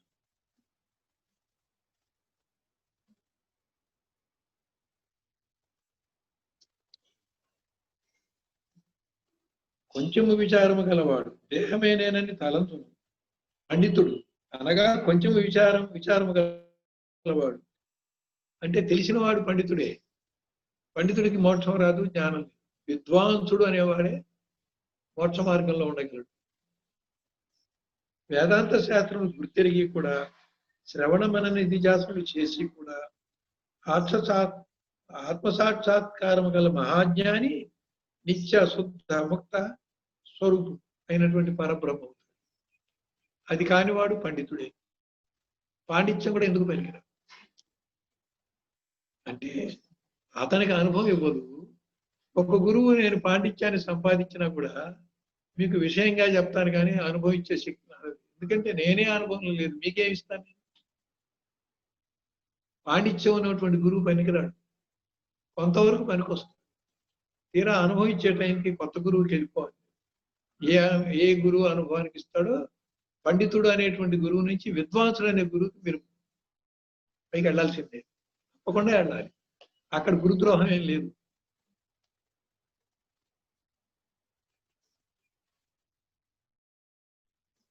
నిత్య శుద్ధ. శుద్ధ అంటే ఏంటి? 3 గుణాలు లేకపోవడమే. 3 గుణాలు ఉండటమే మాలిన్యం. 3 గుణాల నుంచి విడుదల అవ్వటమే శుద్ధం. మళ్ళీ ఒకసారి 3 గుణాలు లేకుండా మళ్ళీ అప్పుడప్పుడు ఒక గుణం రావచ్చా? రాకూడదు. 3 గుణాలు లేని స్థితి శాశ్వతం. అందుకని నిత్య శుద్ధ అన్నారు. నిత్య వేరు కాదు, శాశ్వతంగా శుద్ధంగా ఉండాలి. ఒకసారి శుద్ధం అయిపోయినా 3 గుణాలు లేకపోయినా మళ్ళీ ఏదో గుణంలోకి మళ్ళీ పొరపాటుని వెళ్ళకూడదు. అట్లా వెళ్తే శుద్ధయే కానీ నిత్య శుద్ధ కాదు. ఎప్పటికీ దిగజారకపోతే అది నిత్య శుద్ధ. అలాగే ఇక్కడ నిత్య ఒకసారి వాడినా నిత్య శుద్ధ ముక్త స్వరూపుడు అని వాడినా మీరు ఎట్లా తీసుకోవాలి దాన్ని? నిత్య శుద్ధ, నిత్య బుద్ధ, నిత్య ముక్త అని తీసుకోవాలి. నిత్య 3 సార్లు వాడాలి. మునిటి కలిపి కామన్ గా పెట్టాడు నిత్యాన్ని. బుద్ధ అంటే ఏంటి? జ్ఞానంతో కూడినటువంటి బుద్ధి.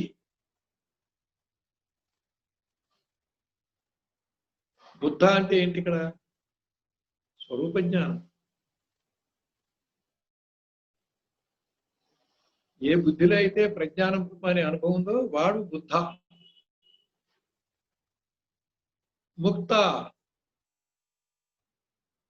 ఎవరైతే పూర్తిగా అనాత్మ భావన పోయి, అనాత్మ భావనలో ఉన్నప్పుడు బంధమోక్షాలు ఉన్నాయనుకునేటువంటి భావన కూడా పోయి, బంధమోక్షాలు భ్రాంతి పోయి, నేను ఎప్పుడు కూడా పరబ్రహ్మని, నేను ఎప్పుడు కూడా అజ్ఞాన కాలంలో నేను కాదనుకొని ఇవన్నీ ఇది కాదు అనుకుంటూ వచ్చి చివరికి నేనైన మాట నిజమే కానీ తెలియక చేసిన పని. ఇప్పుడు నేను అయ్యాను, అయ్యే ఉన్నాను, ఎప్పుడు ఇదే నేను నిత్యముక్తుణ్ణి. అప్పుడు అజ్ఞానం ఉంది, అప్పుడు భ్రాంతి ఉంది, అప్పుడు బంధం ఉందనుకున్నాను, అప్పుడు గురువును పట్టుకున్నాను, శాస్త్రం పట్టుకున్నాను, సాధన చేశాను, అమ్మాయ ఇప్పుడు నేను ముక్తున్నాను. ఇదంతా తప్పు. నువ్వు ఎప్పుడు బ్రహ్మవే. కలలో నువ్వు జీవుడయ్యావు, కలలో అజ్ఞానిగా ఉన్నావు, కలలో గురువు దొరికాడు, కలలో తిరిగి జ్ఞాని అయ్యావు, కలలో మోక్షం వచ్చింది. మోక్షం వచ్చాక నేను ఎప్పుడు ముక్తుడే అన్నాను. కళ నుంచి బయటకు వచ్చావు. ఇవన్నీ కళలో జరిగినాయి కానీ నిజానికి ఎప్పుడు బ్రహ్మమే. ఒక కథ ఇది వరకు చెప్పుకున్నాం. ఒక రాజుగారి బిడ్డ చిన్నప్పుడే తప్పిపోయాడు. ఓ సన్యాసి పెంచుకున్నాడు. 16 ఏళ్ల వయసుకి దొరికాడు. ఆయన రాజు బిడ్డ అని తెలిసింది. వాడు ఎప్పటి నుంచి రాజు బిడ్డ? తెలియక 16 ఏళ్ళు రాజు బిడ్డ కాదు, సన్యాసి బిడ్డ. తెలిసిన రాత్రి ఎప్పటి నుంచి? తెలిసిన రోజు నుంచా ముందు నుంచా? ముందు నుంచే రాజు బిడ్డ. మధ్యలో పొరపాటు పడ్డా కానీ నేను ఎప్పుడు రాజు బిడ్డ. అలాగే నేను ఎప్పుడు బ్రహ్మనే.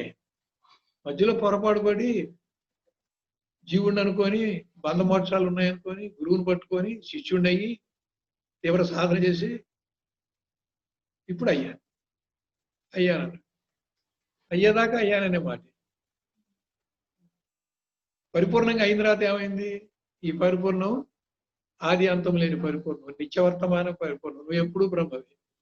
ఇప్పుడు ఏమనాలి? నువ్వు వెనకడి తలుచుకొని సిగ్గుపడాలి, నవ్వుకోవాలి. వాడు నిత్యముక్తుడు, నిత్య శుద్ధ, నిత్య బుద్ధ, నిత్యముక్త స్వరూపుడు. వీడు అజ్ఞానం ఎప్పుడు లేదు, ఎప్పుడు జ్ఞాన స్వరూపుడే. అది నిత్యబుద్ధ అంటే. నిత్య శుద్ధ అంటే ఎప్పుడు నేను త్రిగుణ రహితుడిని, నేను ఎప్పుడు పరబ్రహ్మనే. ఏదో గుణాలు పోగొట్టి పరబ్రహ్మ అవటం కాదు, ఎప్పుడు పరబ్రహ్మ. సాధనలో అలా జరిగిన మాట నిజమే. కానీ ఇప్పుడు కాబట్టి నిత్యానిత్య వస్తువు యొక్క ఎక్కడ దాకా నువ్వు నిర్ణయించాలి?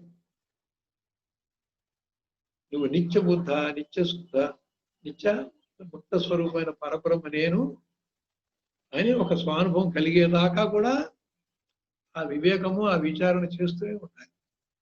రోజువారి సంఘటనలో అనిత్యమైంది వచ్చినప్పుడల్లా, మనసు దానికి జారిపోయినప్పుడల్లా అనిత్యానికి పోతున్నావు, మనసు అయిపోతున్నావు. నువ్వుగా లేవు, నీకు నువ్వే చెప్పుకోవాలి, సాక్షిగా ఉంటూ. అటువంటి వాడే నిత్యానిత్య వస్తువు వివేకి. అటువంటి జ్ఞానము దృఢముగా ధ్వజస్తంభం పాతితే ఎలా కదలకుండా చూస్తామో అలా కదలకుండా ఉండే స్థితి దృఢము.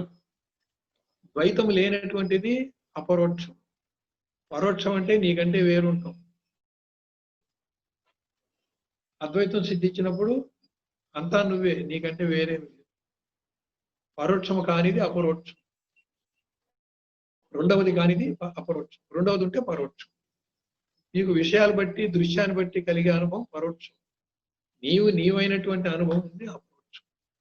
నువ్వు తప్ప రెండోది లేదు, నువ్వే ఉన్నావని నీ స్వానుభవంలో ఉండటమే అపరోక్షం. బయట ఉన్న విషయాన్ని బట్టి పొందిందేమో పరోక్షం. ఆనందం పొందానని ఇంకా నేనంటూ ఉంటే, నేను ఆనందం రెండు ఎప్పుడైతే ఉన్నాయో పరోక్షం. నేనే ఆనంద స్వరూపుడై నేననే ప్రత్యేకత వ్యవహారం నేను ఎప్పుడైతే పోయిందో అది అపరోక్షం.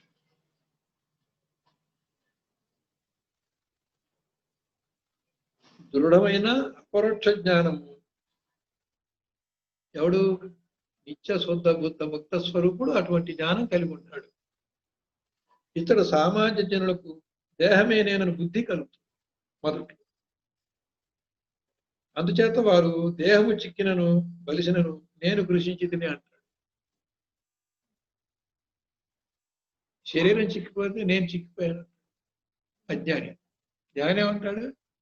నేను చెక్కడం ఏంటి, బలపడడం ఏంటి, నేను చైతన్య రూపుణ్ణి, నేను నిత్య శుద్ధ ముక్త స్వరూపుణ్ణి, నేను ఎప్పుడూ అలాగే ఉన్నాను. నేను చెక్కడం, బలవటం, మార్పు చెందటం, నేను అసత్పదార్థం కాదు, నేను మారే పదార్థం కాదు, నేను సత్పదార్థాన్ని. శరీరం చిక్కింది, శరీరం మంచి అనాలి. అట్లా ఎవడంటాడు? ఆ పరబ్రహ్మస్వరూపుడైన వాడు చిక్కింది బలిసింది అనేది శరీరం, నేను కాదు. అజ్ఞానం ఏమంటాడు? నేను చిక్కిపోయాను, నేను బలిసిపోయాను. దాన్ని చెప్పింది అదే రమణ మహర్షి. 4 రోజులు నేనెవరో విని నేను వెళ్ళొస్తానండి అన్నాడు. నువ్వు వెళ్తున్నావా అన్నాడు. తెకమక పడ్డాడు, అర్థం కాదు. మరి ఏమంట పట్టింది 4 రోజులు బోధ? నేననే చైతన్యం సర్వవ్యాపకం. ఈ శరీరమే ఒక చోట నుంచి ఒక చోటుకి వెళ్తుంది. ఎక్కడికి వెళ్ళినా శరీరం చైతన్యంతోనే ఉంది. కొండని ఆకాశం కదిలిస్తుంటే కొండలో ఉన్న ఖాళీ కూడా అక్కడే ఉంది. ఖాళీ కాదల్లా, కొండే కదిలి. నేను కాదల్లా, శరీరమే కదిలి. 4 రోజులు విని ఏం తెలుసుకున్నట్టు వాడు?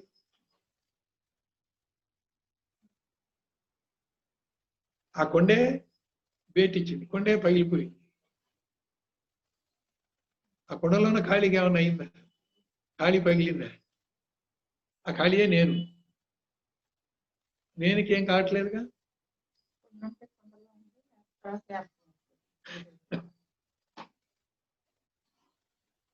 ఈ ప్రకారము దేహం యొక్క అవస్థలు తన యందు ఆరోపించుకుంటున్నాడు.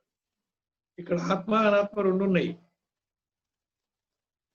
అనాత్మ మీద ఆత్మను ఆరోపిస్తాడు కాసేపు, ఆత్మ మీద అనాత్మను ఆరోపిస్తాడు కాసేపు. ఎవడు? అజ్ఞాని, అవివేకి. నేను ఆనందంగా ఉన్నాను, నేను సుఖంగా ఉన్నాను, నేను హాయిగా ఉన్నాను, నేను శాశ్వతంగా ఉన్నాను అంటాడు ఒక్కోసారి. ఈ ఆనందము సుఖము శాశ్వతం అనేది ఆత్మ లక్షణం. నిజానికి నువ్వు అలా ఉన్నావా? ఓల్డేజ్ వస్తుంది, మారిపోతున్నావు, అనారోగ్యం వస్తుంది, అప్పుడప్పుడు బాధలు వస్తున్నాయి, టెన్షన్లు వస్తున్నాయి, దుఃఖం వస్తుంది. ఆత్మ మీద అనాత్మ లక్షణం ఆరోపించావా లేదా? మళ్ళీ ఏమంటావు? నాకు దుఃఖం ఉంది, నాకు బాధలు ఉంది, నాకు టెన్షన్ ఉంది. నీకుందా? నీ మనసుకుంది. నువ్వు ఆత్మకున్నా ఇవన్నీ. ఇక్కడ ఏం చేశావు? అనాత్మ లక్షణాలు తీసుకొచ్చి ఆత్మ మీద, నీ మీద ఆరోపించుకున్నావు. నువ్వు ఆత్మ ఉండి నీ మీద ఆరోపించుకుంటావు. దుఃఖం నీకెక్కడుంది అసలు? అజ్ఞాని చేసే పని ఇది. ఆత్మ లక్షణాలు అనాత్మ మీద ఆరోపిస్తాడు, ఆరోపించి అదే నిజం నమ్ముతాడు. అది ఆధ్యాస. అనాత్మ లక్షణాలు ఆత్మ మీద ఆరోపిస్తాడు, ఆరోపించి అదే నిజం అనుకుంటాడు. ఇది ఒక ఆధ్యాస. కాబట్టి ఒక ఆధ్యాస అయితే పర్వాలేదు, ఇటు నుంచి అటు, అటు నుంచి ఇటు కూడా ఆధ్యాస. దీన్ని ఏమంటారంటే అన్యోన్య ఆధ్యాస. అన్యోన్య ఆధ్యాస. ఇలాగ నా తలంతులు వీరలు నా చెవి, నా దేహము ఇత్యాది వ్యవహారములు ఉచ్చరించువారైనను మళ్ళీ అంటూ ఉంటారు. శరీరం నేను అంటారు, మళ్ళీ కాసేపు ఉండి ఇది నా చెవు, నా కన్ను, నా ముక్కు. అక్కడ విడదీసుకుంటారు. మళ్ళీ నువ్వు జ్ఞానివేం కాదు, విడదీసుకుంటావు కానీ జ్ఞానివి కాదు. అజ్ఞానంలోనే విడదీసుకుంటారు కొంతమంది. నా కన్ను, నా చెవు, నా కాలు విరిగింది, నా కాలు బాగైంది, నా కాలు తీసి కొత్త కాలు పెట్టారు, నా మోకాళ్ళు మార్చేశారు చెప్పాలి. అక్కడ నా అంటాం, అక్కడ శరీరం నేను కాదని నీకు నిర్ణయం కాదు మళ్ళీ, కానీ వాడతేస్తావు పెద్ద జ్ఞానిలాగా. నేను వేరు, నా మోకాలు చెప్పు వేరు, నాకు మోకాలు చెప్పు వేరే పెట్టారు అని జ్ఞానిలా మాట్లాడదు. కానీ నువ్వు అజ్ఞానివే. అంటే ఏంటి? ఆత్మను అనాత్మ మీద ఆరోపించేసావు.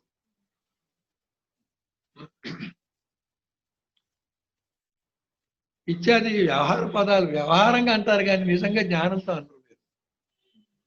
కాసేపు నేను ఇదే శరీరం అంటారు, కాసేపు నా శరీరం అంటారు. రెండు అజ్ఞానంలో అంటారు. కానీ జ్ఞానిగా నేను వేరు, నా శరీరం వేరు అన్నారా ఎప్పుడన్నా? లోపల నిర్ణయంగా అన్నారా? నిత్యానిత్య వస్తు వివేకంతో అన్నారు. అది ఆత్మానాత్మ వివేకంతో అన్నారు. వారి అర్థములు తెలియజాలరు అంటున్నారు జ్ఞానిలాగా, కానీ నిజంగా అర్థం తెలియదు, అజ్ఞానంలోనే అనేస్తున్నారు.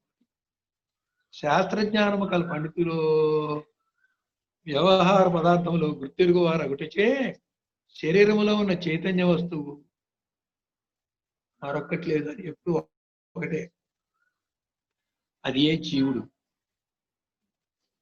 వాడికి శరీరంలో ఉండి చైతన్య వస్తువుగా ఉండి శరీరంతో సంబంధం లేకుండా అలా గ్రహించినటువంటి జ్ఞాని ఆ నేనికి జీవుడు అని పేరు పెట్టాడు.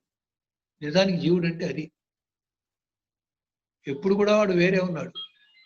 ఒక అజ్ఞానికి కలిసిపోతున్నాడు, ఒక జ్ఞానికి విడిగా ఉన్నాడు. ఆ కలిసిపోయేది జీవుడే, విడిగా ఉన్నది జీవుడే. వాడికి జీవుడు అనే పేరు. ఆ జీవుడు అనే పదం ఒక అజ్ఞాని వాడినప్పుడు జీవుడు వేరు, దేవుడు వేరు. ఒక జ్ఞానికి జీవాత్మయే పరమాత్మ. ఒకసారి అడిగారు, ఏమంటే జీవాత్మ అంటే పరమాత్మే కదా. నువ్వు జ్ఞానంలో వేశావు, అజ్ఞానంలో వేశావు. అజ్ఞానంలో వేస్తే జీవుడు వేరు, దేవుడు వేరు. జీవుడు వేరు, శివుడు వేరు. నువ్వు జ్ఞానంలో వేశావా? ఎస్, జీవాత్మ పరమాత్మ. అది ఆ జీవుడు అనేది కామన్ శబ్దం. అక్కడ విడగొట్టే చెప్పావు. నువ్వు నిజంగా విడగొట్టుకున్నావా? జీవాత్మ పరమాత్మ. విడగొట్టుకోలేదా?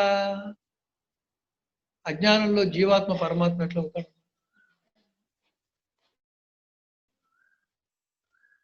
కాబట్టి శరీరం నుంచి ముందు నేను విడగొట్టుకోవాలి.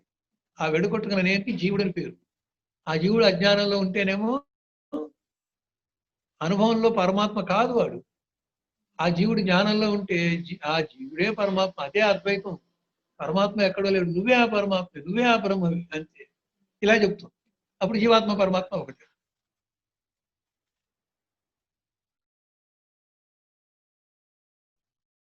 ఈ రెంటి యందు అహం అహం మమత్వం అంటే నాది. మమకారం అంటాం. పిల్లలు నా వాళ్ళు అనేదిగా మమకారం. నేను అంటాం. అది అహం. అహంత్వం, మమత్వం. పండితులు కూడా అది విడవరు. ఆ నేను నాది విడవరు. అన్నీ తెలుసు వాళ్ళకి. పండితులు కూడా విడవరు. అప్పుడు నిత్యానిత్య వస్తు వివేకం మాట వరుస ఉంది కానీ విడగొట్టుకోలేదు. శాస్త్రంగా విడగొట్టాడు, అనుభవంగా ఒకటి కాల. ఏం లాభం? స్వానుభవ వేత్తలో స్వానుభవం వాళ్ళు. వేత్త అంటే ఏంటి? విద్య అంటే తెలివి, వేత్త అంటే తెలుసుకున్నవాడు. స్వానుభవాన్ని తెలుసుకున్నవాడు స్వానుభవవేత్త. శాస్త్రాన్ని తెలుసుకున్నవాడు శాస్త్రవేత్త. ఆధ్యాత్మికం తెలుసుకున్నవాడు ఆధ్యాత్మికవేత్త.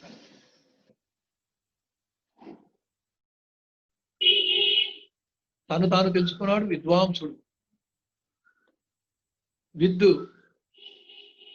విద్య అంటే తెలుసుకోవడం. విద్య నుంచి వచ్చిందే వేదం. వేదం అంటే జ్ఞానం. జ్ఞానం అంటే తెలుసుకునే జ్ఞానం.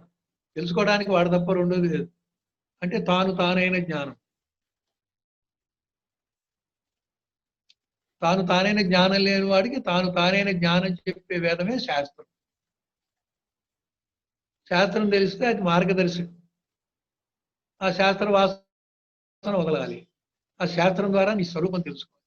తెలుసుకున్న తర్వాత నీ స్వరూపంలో నువ్వు నిలబడాలి. నిలబడకపోతే నువ్వు కేవలం పండితుడివి. చెప్తున్నాడు ఆ పండితులు కూడా ఇలా వెడగొట్టుకోలేరు అని. స్వానుభవవేత్తలో ఆ చైతన్య వస్తువే పరబ్రహ్మం. శాస్త్రంలో పరబ్రహ్మని ఏదో నీకు అర్థం కాని తెలుసుకున్నట్టు అనుకుంటున్నావు. అసలు నువ్వే ఆ పరబ్రహ్మం అని చెప్పి తెలుసుకోవాలి. నీ మీద ఎప్పలే కానంత వరకు ఆ పాండిత్యం పనికిరాదు. ఆ శాస్త్ర జ్ఞానం పనికిరాదు. ఆ పరబ్రహ్మము ఆ సద్వస్తువు. సత్ అంటే ఏంటి? మార్పు చెందకుండా శాశ్వతంగా అన్ని కాలాల్లో ఉండేది. ఆ సద్వస్తువే తానని తలంచి తత్ స్వరూపులై, అదే నేనని ఆ స్వరూపులై, తత్ అంటే ఆ ఉందురు. స్వానుభవంగా ఉండేవాళ్లే ఉంటారు. అట్లా స్వానుభవం లేని వాళ్ళు, పండితులు లాంటి వాళ్ళు ఉండలేరు. ఇదే విషయం శ్రీ రాముల వారి ఉపదేశమును వినిన ఆంజనేయ స్వామి ఈ ప్రకారంగా చెప్పారు. ఎంతవరకు అప్లై చేసుకున్నాడు ఆంజనేయ స్వామి? దేహం నేను కాదు వరకు అన్నాడు. అప్పుడు ఏమైంది? ఆ భగవంతుడికి నేను భక్తుణ్ణి, దాసుణ్ణి అన్నాడు. ఒక చైతన్యం ఉంది, నేననే చైతన్యం ఉంది.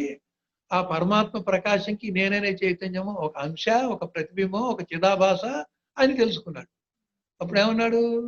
ఆ రాముడు పరమాత్మ, ఆ రాముడి యొక్క అంశని ప్రతిబింబాన్ని నేను.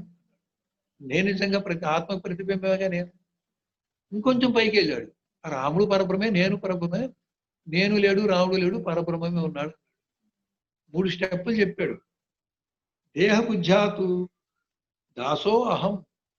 శరీరం నేను అనుకున్నప్పుడు రాముడికి నేను దాసుణ్ణి. జీవబుద్ధ్యాత్ స్వతంత్రక. జీవుడు అంటే ఏం చెప్పాం పైన? శుద్ధాంతఃకరణ యొక్క ప్రతిబింబమే జీవుడు. అజ్ఞానికి జీవుడు వేరు, పరమాత్మ వేరు. జ్ఞానికి జీవాత్మ పరమాత్మ ఒక్కటే. ఇప్పుడు ఏమన్నాడు? ఆ పరమాత్మలో ఏ చైతన్యం, ఏ జ్ఞానం అయితే ఉందో నాలో కూడా అదే జ్ఞానం ఉంది అన్నాడు. ఇది సారూప్యముక్తి, సాహిత్యం కాదు. ఆయన నేను ఒకటే అంటున్నాడు. ఆయన పూర్ణము, నేను అంశాన్ని అంటున్నాడు. ఆయన పరమాత్మ ప్రకాశము, నేను చిదాభాసుని అంటున్నాడు. నేను ప్రతిబింబ ప్రకాశంగా ఉన్న చైతన్యాన్ని అంటున్నాడు.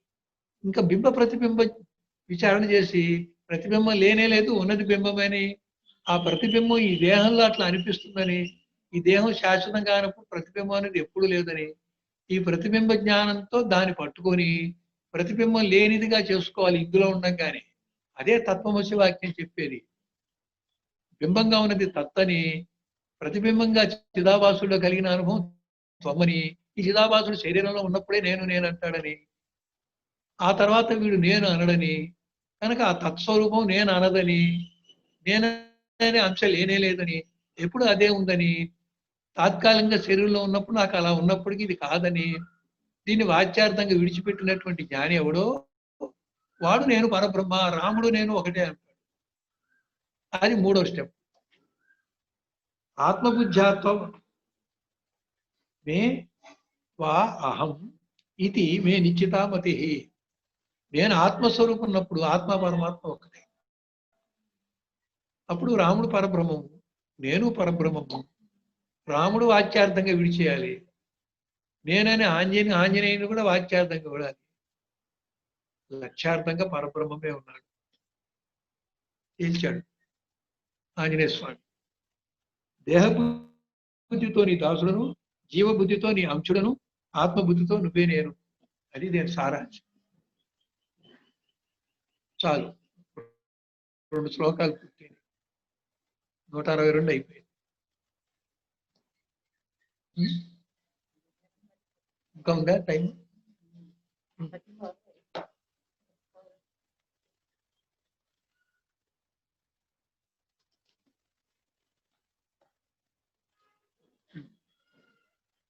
ఇంకో శ్లోకం 163. అత్రాత్మ బుద్ధి చజ మూఢబుద్ధి. మళ్ళీ మూఢం వచ్చింది, ప్రతి శ్లోకానికి మూఢం వస్తుంది. మూఢుడు ఎంత పైకి వెళ్ళినా అద్వైతం చిత్తించేదాకా వాడు మూఢుడే. అందుకని భజగోవిందంలో పాప ముసలాయన శాస్త్రం గీస్తుంది, అంత విషయంగా తెలుసుకున్నాడు, అనుభవం లేదు. వాడిని మూఢమతి అని భజగోవిందం శ్లోకాన్ని. అదే అంత వాడు కూడా మూఢుడేనా? మనం మూఢ అనే శబ్దం మనం వాడుకలో వాడు మూర్ఖుడురా అంట, అట్లా తీసుకోకూడదు. తన స్వరూపం తెలియనంత వరకు వాడు మూఢుడే.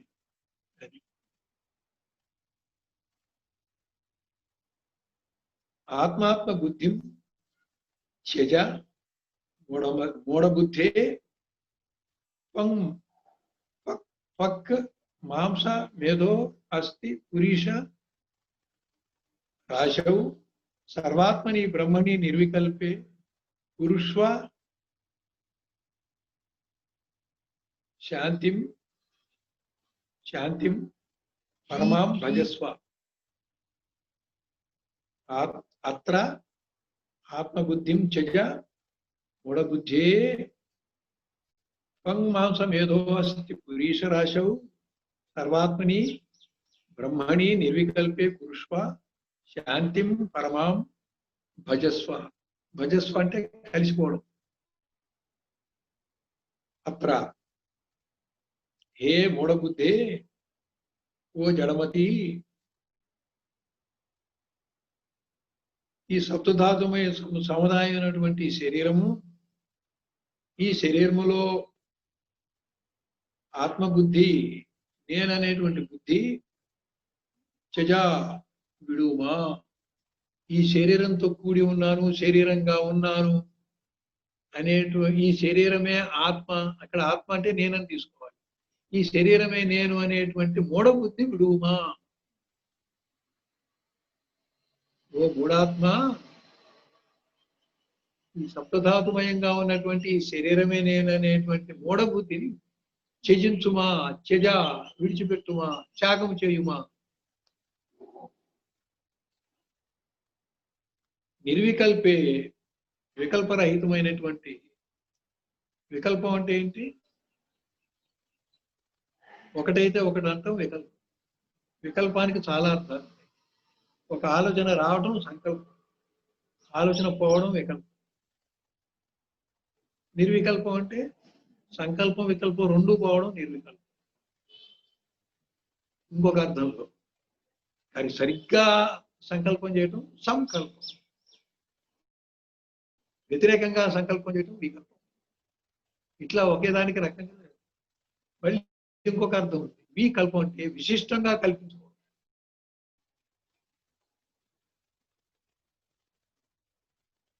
విలక్షణంగా కల్పించుకోవడం విశిష్టం. అయితే ఇన్ని అర్థాలు సందర్భాన్ని బట్టి ఇక్కడ ఏ అర్థం తీసుకోవాలి.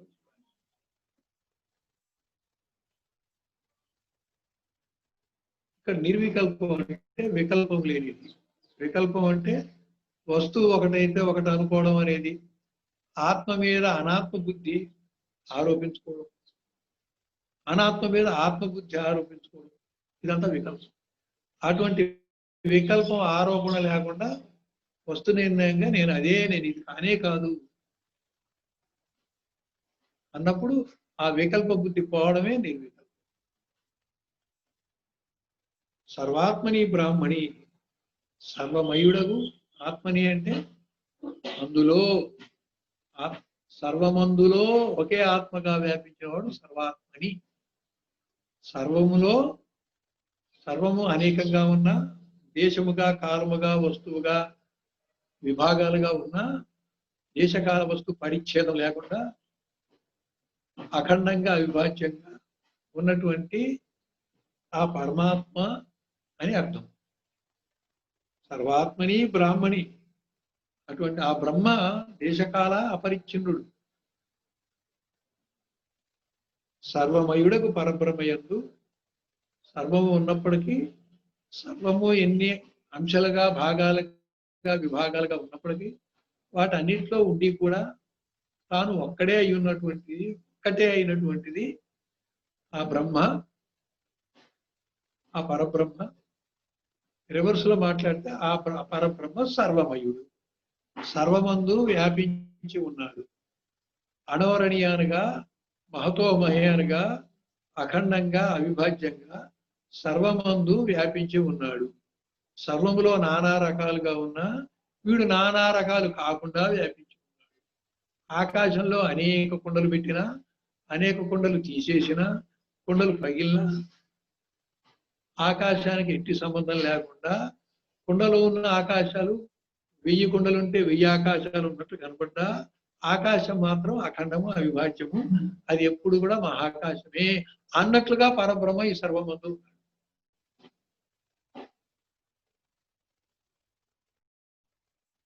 ఆత్మబుద్ధి నేనను బుద్ధిని కురుష్వా చేయుమా, ఇలా చేయాలి. నేనెవరిప్పుడు అఖండముగా అవిభాజ్యముగా అన్ని కాలాల్లో అన్ని చోట్ల అన్ని దేశాల్లో అన్ని వస్తువులో ఆ వస్తువుకి కాలానికి చోటుకి సంబంధం లేకుండా నేనైన నేనుగా కేవల పరబ్రహ్మ స్వరూపంగా అపరోక్షానుభూతితో స్వానుభవ జ్ఞానంతో నేను మాత్రమే ఉన్నాను అనేటువంటిది అయినప్పుడు మాట. ఇప్పుడు అట్లా అనుకో, నీ బుద్ధిలో అలా నిశ్చయంగా అనుకో, అలా అనుకోవడానికి ప్రయత్నం చేయి, అలా అనుకోవడం అభ్యాసం చేయి. అలా అనుకోవడం అభ్యాసం చేయటమే మననం, అలా అనుకోవడం స్థిరమవటమే నిధిధ్యాస.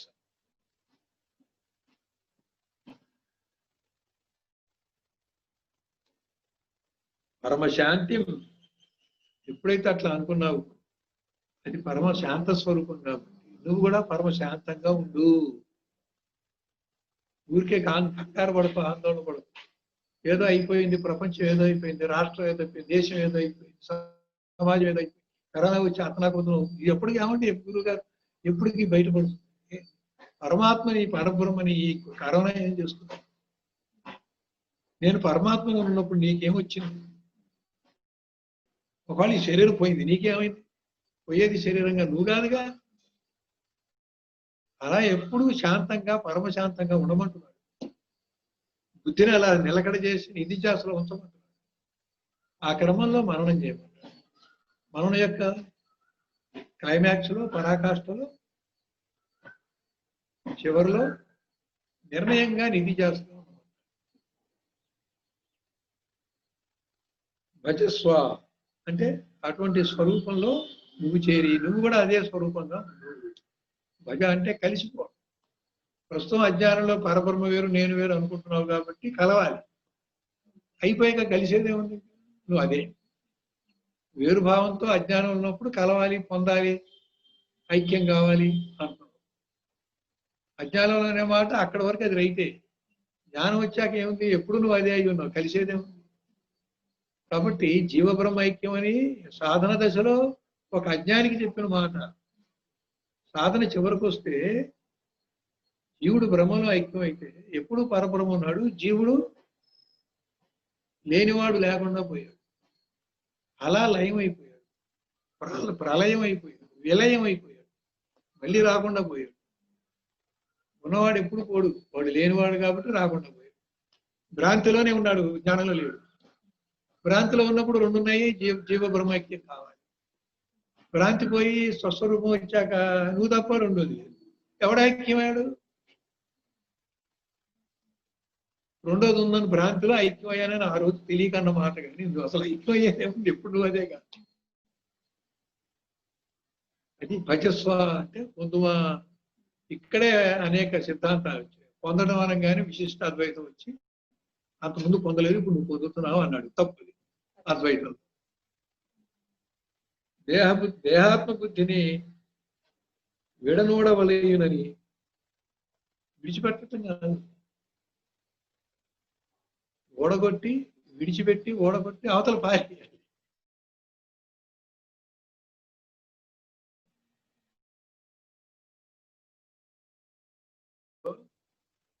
దాని వంక చూడకుండా దాన్ని అసహించుకుంటాము. నా నుంచి ఈ మాలిన్యం పోయింది, నేను ఇప్పుడు హాయిగా ఉన్నానని అనుకుంటాను. అట్లా ఉండాలి దేహాత్మ బుద్ధి, అలా పోవాలి. అంత మాలిన్యం ఇది, దాన్ని విసర్జించాలి. విసర్జించిన దాన్ని వెనక్కి తీసుకోమను. విడనాడుమా ఏమన్నాడు? విడ ఓడవలి, ఓడగొట్టేసి. విడగొట్టాలి, ఓడగొట్టాలి. ఓడగొట్టం అనే మాట ఎందుకన్నాడు? ఫెవికాల్ పెట్టి అంటించినంత తాదాత్మ్యత ఉంది ఆ శరీరానికి నాకు. అది ఫెవికాల్ పెట్టి ఓడగొట్టడం కష్టం కదా. 2 చెక్కలు ఫెవికాల్ వేస్తాను అడ్వర్టైజ్మెంట్. ఈ చెక్కకు హుక్కు, ఆ చెక్క హుక్కు పెట్టి ఇటో ఏనుగు అటో ఏనుగు పెడతాడు. ఎంత లాగినా అది ఓడదు. అంత అజ్ఞానం ఉంది శరీర తాదాత్మ్యం మనకి. అందుకు ఓడగొట్టుమా అన్నాడు. విడగొట్టాలి, ఓడగొట్టాలి. పదం అది. విడనోడవలేను అని ఉడుగుతున్నాడు, చెప్పుతున్నాడు. ఓయి మూర్ఖుడా, అనిత్య అశుచి అవిద్యాత్మకముకు త్వగాది రాశి. మొట్టమొదటి అజ్ఞాని మూర్ఖుడా, పనికిరాని వాడని అనాలి. ఇంకొంచెం సాధన చేసిన తర్వాత ఒక సమస్థితి వస్తాడు. అప్పుడు సౌమ్య అంటాడు. ఇంకోసారి గురుపుత్రుడు అయిపోతాడు. అప్పుడు వత్స అంటాడు, పుత్ర అంటాడు. ఇంకోసారి సూచన వాక్యం చెప్తాడు. ఇప్పుడు ఇందులోనే ఉంటాయి ఇవన్నీ. శిష్య కొన్ని శ్లోకాలు చూస్తే ఒక చోట వత్స అంటాడు, ఓసారి శిష్య అంటాడు, ఓసారి పుత్ర అంటాడు, ఓసారి సౌమ్య అంటాడు, ఓసారి శిష్య. శిష్య అంటే ఒక గురువు ఒక సూచన వాక్యం శిష్యుడికి ఉపదేశపూర్వకంగా ఇస్తాడు. ఉపదేశపూర్వకంగా ఇచ్చినప్పుడు గురువు నీలో వ్యాపించి నీకు అనుభవాన్ని క్రియేట్ చేస్తాడు. అప్పుడు శిష్య అంటాడు. ఎంత చెప్పినా నువ్వు మారట్లేదు.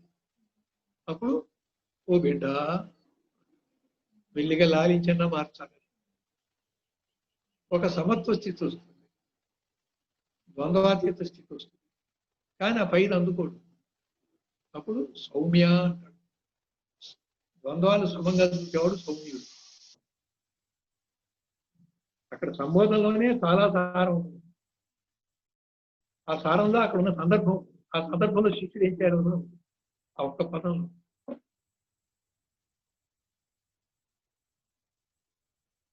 ఇక్కడ మరి కొంచెం కటుగా అంటాడు, పోయి మూర్ఖుడా. మరీ శరీరం నేనంటుంటే వీడు బోధించాడు వాడు ఎంతకు అసలు ఆ మూర్ఖుడు అనే పదం వాడిని ఎందుకంటే బాగా తిట్టినట్టే. ఇక్కడ అనిత్య అశుచి అని చెప్పానే, మలం మూత్రం, అది అశుచి, మలం అశుద్ధం. అవిద్యాత్మకత్వగాలి అలా పోల్చాలి. నువ్వు ఎంతకు విడిపోతే దీన్ని కాకిరెట్ట అన్నాడు. కొంచెం ఏదో కొంచెం మర్యాదగా బలం అనాలి, అశుద్ధం అనాలి. అలా అశుద్ధాన్ని పట్టుకుంటావేంటి? శరీరం నేనంటాం, అశుద్ధం పూసుకోవడమే. అంత గట్టిగా పూసుకున్నావు, దాని ముందు విడిపించుకో, దాన్ని ఓడగొట్టు. తర్వాత ఇంకేదైనా అంటుకుంటే శుభ్రం చేసుకో. శుభ్రం చేయడానికి ఇక్కడ శుచి అన్నాడు. పదం చూడు ఎట్లా.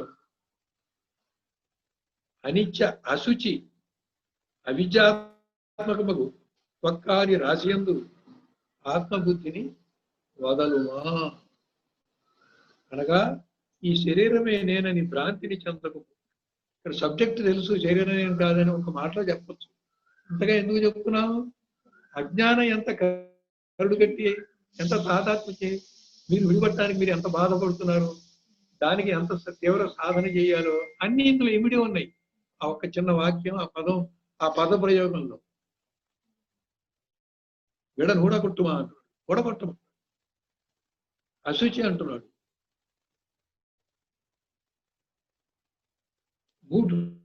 మూర్ఖుడా అని తిడుతున్నాడు. అంత గట్టిగా అంటే కానీ ఆ శిష్యుడు కొంచెం కోపం వచ్చి ఈ సంగతి తెలుసుకోవాలి. ఇక్కడ మీ గురువు ఎందుకు అట్లా సంబోధిస్తున్నాడంటే, మీ మీద ప్రేమతోనే, మీరు బాగుపడలేదని మీ పిల్లలు బాగుపడకపోతే తిడతారుగా, అంతే.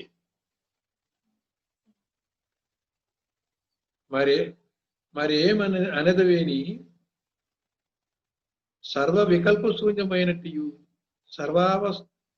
సర్వాంతర్యామకు పరబ్రహ్మం ఉందే ఆత్మబుద్ధిని. అక్కడ లక్ష్యంలో పరబ్రహ్మం ఉన్నాడు. ఆయన నిశ్చలంగా ఉన్నాడు, మూడు గుణాలు లేకుండా శుద్ధంగా ఉన్నాడు, ఎప్పుడు అలాగే ఉన్నాడు. ఎవడైతే మోక్షం చెప్పి అక్కడికి వెళ్తాడో వాడికి బంధం పోయి మోక్షం వచ్చింది అనుకుంటున్నాడు. అక్కడ ఉన్నవాడికి అసలు ఏనాడు బంధం లేదు. వాడు నిత్యముక్తుడు, నిత్యశుద్ధుడు, నిత్యము త్రిగుణరహితమే, నిత్యము జ్ఞానస్వరూపుడే, నిత్యము ఆనంద స్వరూపుడే, నిత్యము శాశ్వత స్వరూపుడే, సద్ఘనం, చిద్ఘనం, ఆనంద ఘనం.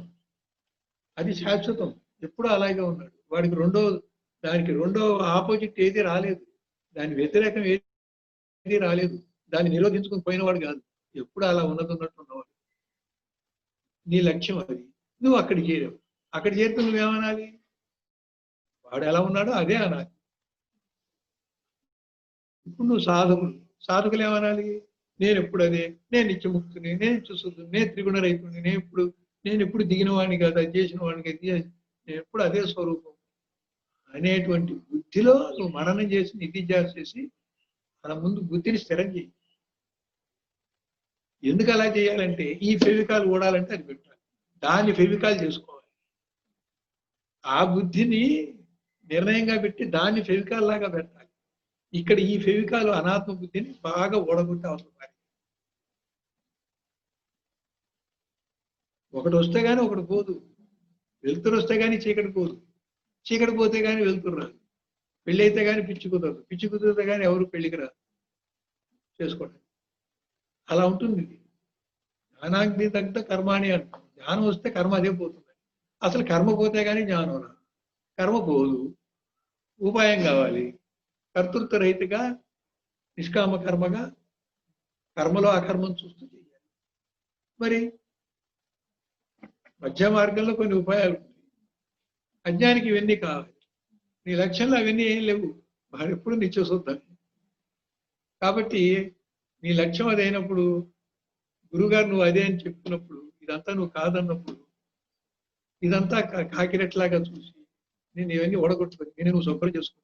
అయితే అయింది, కొంచెం టైం పడుతుందేమో.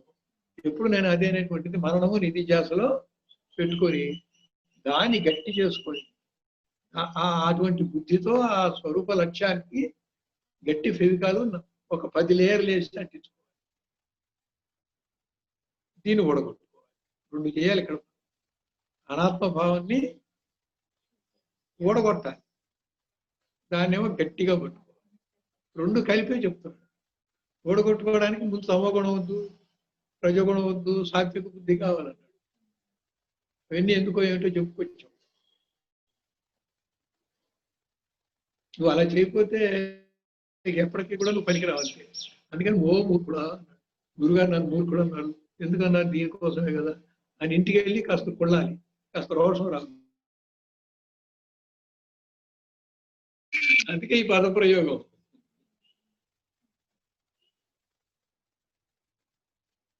సర్వాంతర్యామి మీకు పరబ్రహ్మ మధ్య ఆత్మబుద్ధి, ఆత్మ అంటే ఇక్కడ నేను అదే అనేటువంటి బుద్ధిని పెట్టాలి. చేయుమా దానిచే పరమశాంతిని పొందుమా. ముఖ్య తాత్పర్యం ఏమనగా దేహాత్మ బుద్ధి సంసార రూప బంధములను కలుగజేసి జనన మరణాలతో కూడినటువంటి దుఃఖాన్ని, జన్మ దుఃఖం, జాయా దుఃఖం, జరా దుఃఖం అన్నీ వచ్చి కలుగజేయుచున్నది. ఏతచ్ఛేయో శ్రేయో ఏ అభివందంతి మూఢా జరామృత్యు తే పునరపివా అభియంతి. దీనినే శ్రేయస్సని ఎవరు తలుచుతున్నారు వారు మాటి మాటికి దేని శ్రేయస్సు? ఈ మానవ జీవితంలోనే ఆనందం పొందాలి అని ఎవడైతే అనుకుంటున్నాడో వాడు మళ్ళీ జనమరణాల్లోనూ వార్ధక్యంలోనూ వ్యాధి బాధలు తిరుగుతూనే ఉంటాడు. సుఖాన్ని ప్రపంచంలో ఇంద్రియ సంబంధంగా శరీరానికి నువ్వు ఇవ్వాలనుకున్నంత కాలము నువ్వు ఇక్కడే తిరుగుతావు జనన మరణాలు. ఇది శ్రేయస్సు కాదు, కానీ మన అజ్ఞానంలో దీన్నే శ్రేయస్సు. అవిద్యను ఉపాసించువారు అజ్ఞానము నొందుదురు. శరీరం నేను అనేది అవిద్యోపాసన, నేను పరబ్రహ్మం అనేది విద్యోపాసన. విద్యను ఉపాసించేవాడు అవిద్యను ఎందుకు ఉపాసించాలి? ఇది నేను కాదు అంటాను. విద్యను ఎందుకు ఉపాసించాలి? అది నేను అని స్థిరపట్టాలి. అవిద్యని ఎందుకు కూలంకషంగా తెలుసుకోవాలి? ఇది నన్ను ఎలా బంధిస్తోంది, ఎలా జనన మరణ చక్రం ఎలా తిప్పలు పెడుతోంది, దీని నుంచి ఎలా తప్పించుకోవాలి, దీంట్లో ఉన్న రహస్యం ఏంటి, దీని యొక్క విచారణ, దీని యొక్క వివరాలు ఏంటి, దీని యొక్క సాంఖ్య పద్ధతి ఏంటి అని ఇలా విడగొట్టుకోవడం కోసం చెప్పి అనాత్మ విచారణ, అవిద్య విచారణ చేస్తాం. ఇది కూడా చెయ్యాలి. అవిద్య విచారణ ఎందుకని? దీంట్లోనే మునిగిపోమని కాదు, దీన్ని వదిలించుకోవడం కోసం విచారణ చేస్తాం. దాని ఎందుకు విచారణ చేస్తున్నా? దాన్ని పొందటం కోసం చూసావా? అవిద్య కదా అని తోసే ఇట్లా దీని సంగతి ఏంటో సాంఖ్య పద్ధతితో తెలుసుకోకుండా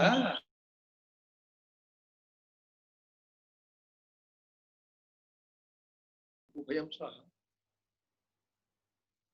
అవిద్యయ మృత్యుం తీర్త్వా విద్యయ అమృతమసు. అవిద్యని సాంఖ్య విచారణ పద్ధతులు తెలుసుకోవాలి, అనాత్మనంతా తెలుసుకోవాలి. పరబ్రహ్మ స్వరూపము నీ లక్ష్యాన్ని, విద్యని, జ్ఞానాన్ని తెలుసుకోవాలి. రెండూ తెలుసుకోవాలి. మొదటిది ఎందుకు తెలుసుకోవాలి అంటే, అవిద్యని ఎందుకు తెలుసుకోవాలి అంటే, నీ యందు ఏది నిత్యము, ఏది అనిత్యము, ఏది ఉంచుకోవాలి, ఏది ఊడగొట్టుకోవాలి, ఏది విడిచిపెట్టాలి, ఏది పొందాలి అనే దానికోసం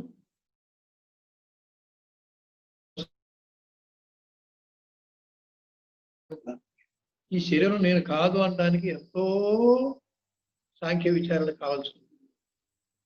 అదంతా అయ్యాక అప్పుడు ఈ శరీరం నేను కాదని నిర్ణయం తీసుకోవాలి. తీసుకుంటే ఈ జనన మరణాల నుంచి నువ్వు తప్పించుకుంటావు. అక్కడ ఆ మాట మృత్యుం తీర్త్వ, మరణం అనేటువంటి భయం నుంచి నువ్వు విడుదలవుతావు. విద్యయ అమృతం అసలుతే. ఈ జ్ఞానం ఎందుకంటే నేను ఎప్పుడూ శాశ్వతంగా తాగు పుట్టుకలేనటువంటి అమృత స్వరూపుణ్ణి అని తెలుసుకున్నాను. అది ఆ ఈశావాస్యోపనిషత్తుగా ఆ శ్లోకానికి అలా చెప్పుకోవాలి అర్థం. ఇంత లోతుగా ఇంత కరెక్ట్గా ఎవరు చెప్పినటువంటి వ్యాఖ్యానాలు నాకు దొరకలేదు. మళ్ళీ విని మనం సొంతంగా రాసుకోవాల్సి వస్తుంది. అంటే పండితులు రాస్తున్నారు, అనుభవజ్ఞులు రాయట్లేదు. సంస్కృతం వచ్చిన వాళ్ళు నాకు వచ్చు కదా అని రాస్తారు. సంస్కృతం రాని వాళ్ళు, అనుభవం ఉన్నవాళ్ళు బాగా రాస్తారు. రాకపోతే సరే అదోలి. ఇక్కడ కూడా అది వచ్చింది కాబట్టి చెప్పాల్సి వచ్చింది. అవిద్యను ఉపాసించువారు అజ్ఞానమును పొందుదురు ఇత్యాది ఉపనిషత్ ప్రమాణాలు పై విషయమునే దృఢీకరిస్తున్నారు. అంటే మనకి తెలియకుండానే అవిద్యను అంటే శరీరం నేననే ఉపాసన జరుగుతుంది. ఇప్పుడు ఆత్మ నేననే ఉపవాసం జరగాలి. ఇది అనుకోకుండానే జరుగుతుంది. దీన్ని ఎట్లాగైనా బయటపడాలి. సాంఖ్యం తెలియందే సంఖ్యలు వీడవంటే అర్థం ఏంటంటే శరీరం నేను, మనసు నేను, బుద్ధి నేను అనేటువంటిదంతా కూడా సాంఖ్య పద్ధతులు విడగొట్టుకుని నేనెవరు అని, నేను చైతన్య స్వరూపం అని, ఈ పంచీకరణ, ఈ గొడవ అంతా కూడా, ఈ 3 శరీరాలు, పంచకోశాలు, ఇదంతా కూడా వాటి ధర్మాలన్నీ కూడా ఈ జడమైన వాడికి ఆ ధర్మాలు ఎక్కడి నుంచి వచ్చినాయి, ఈ సుఖ దుఃఖాలు ఎక్కడ వచ్చినాయి, ఈ బాధలు ఎక్కడ వచ్చినాయి అని అడిగితే ఈ నేననే చైతన్యమే జడవాటిని చైతన్యవంతం చేసింది కాబట్టి వాటికి వచ్చింది. వాటికి అంత సీన్ ఎక్కడుంది అంటే మాంసాల వాటికి అంత సీన్ తక్కువ ఉంది. ప్రాణం రాకడా పోకడా చెల్లించడమే తప్ప దానికి జ్ఞానం అనేది లేదు. మనసుకి జ్ఞానం ఉండే అవకాశం ఉంది కానీ అది చెత్తా చెదారం విషయవాసంతో గుణాలతో పడి ఉంది. కాబట్టి అందుకే నిర్విషయం మోక్షం అన్నారు. మనయేవ మనుష్యానం కారణం బంధమోక్షయో బంధాయ విషయాసక్తం. ఈ మనసులో విషయాల మీద ఆసక్తి ఉంది, అజ్ఞానంలో పోతుంది అది. అందుకే దానికి బంధం ఉంది అనిపిస్తుంది. అటువంటి మనసుకి ఎప్పుడు బంధం ఉంటుంది. ఆ విషయాసక్తి వదిలేస్తే నిర్విషయం అయితే అసలు మనసు ఏముండదు. మనసు లేకపోతే ఏముంటుంది? మనసు లేని స్థానంలో నేననే చైతన్యం ఎప్పుడు ఉంది కాబట్టి అదే మోక్షం అని తేల్చి చెప్పేశాడు. అందుకని మనసులో కొంత అవకాశం ఉన్నా అది ఆత్మజ్ఞానానికి అడ్డుగా అనేకంగా పోగు చేసుకుంది. ముందు దీన్ని ఖాళీ చేస్తే కానీ ఆత్మజ్ఞానం. అందుకని నిర్విషయం చేయాలి. మరి ఇప్పుడు ఎట్లా మోక్షం కావాలి నాకు? బుద్ధి అని మనసు కంటే పైన ఉంది. అది ఉపయోగపడుతుంది. ఎందుకంటే మనసు నుంచి బుద్ధి సాక్షిగా వేరు చేసేటువంటి బుద్ధి యోగం ఒకటి ఉంది. దాంతో కనుక మీరు చేయగలిగితే ఆ బుద్ధిని అనాత్మ భావం నుంచి, మనోవ్యాపారం నుంచి విడగొట్టి దాని అట్లా సాగనిస్తూ నువ్వు స్పందించకుండా, ప్రతిస్పందించకుండా, చెలించకుండా సాక్షిభూతంగానే ఉండగలిగితే అటువంటి బుద్ధికి ప్రజ్ఞాన బ్రహ్మ పొందే అవకాశం. బుద్ధికి తప్ప దేనికి లేదు. ఆనందమయ కోశం ఉంది కానీ అది అజ్ఞానమే. అది ఎప్పుడు కూడా ప్రాపంచిక విషయాల్లో ప్రియమోదం ప్రమోదం అడుగుతుంది. నువ్వు అదే చేస్తావు. బుద్ధి కర్మానుసారణి అంటే ఏంటి? ఆనందమయ కోశం అజ్ఞానంలో ప్రియమోదం ప్రమోదం అంటే నువ్వు నీ కర్మ ఫలితానికి, ప్రారంభం అనుభవించడానికి, కొత్త కర్మ చేయడానికి నీ బుద్ధి అలాగే పనిచేసుకుంటుంది. దీనికి అంతు పొంతు లేదు ఎన్ని జన్మలైనా. మరి ఏం చేయాలి?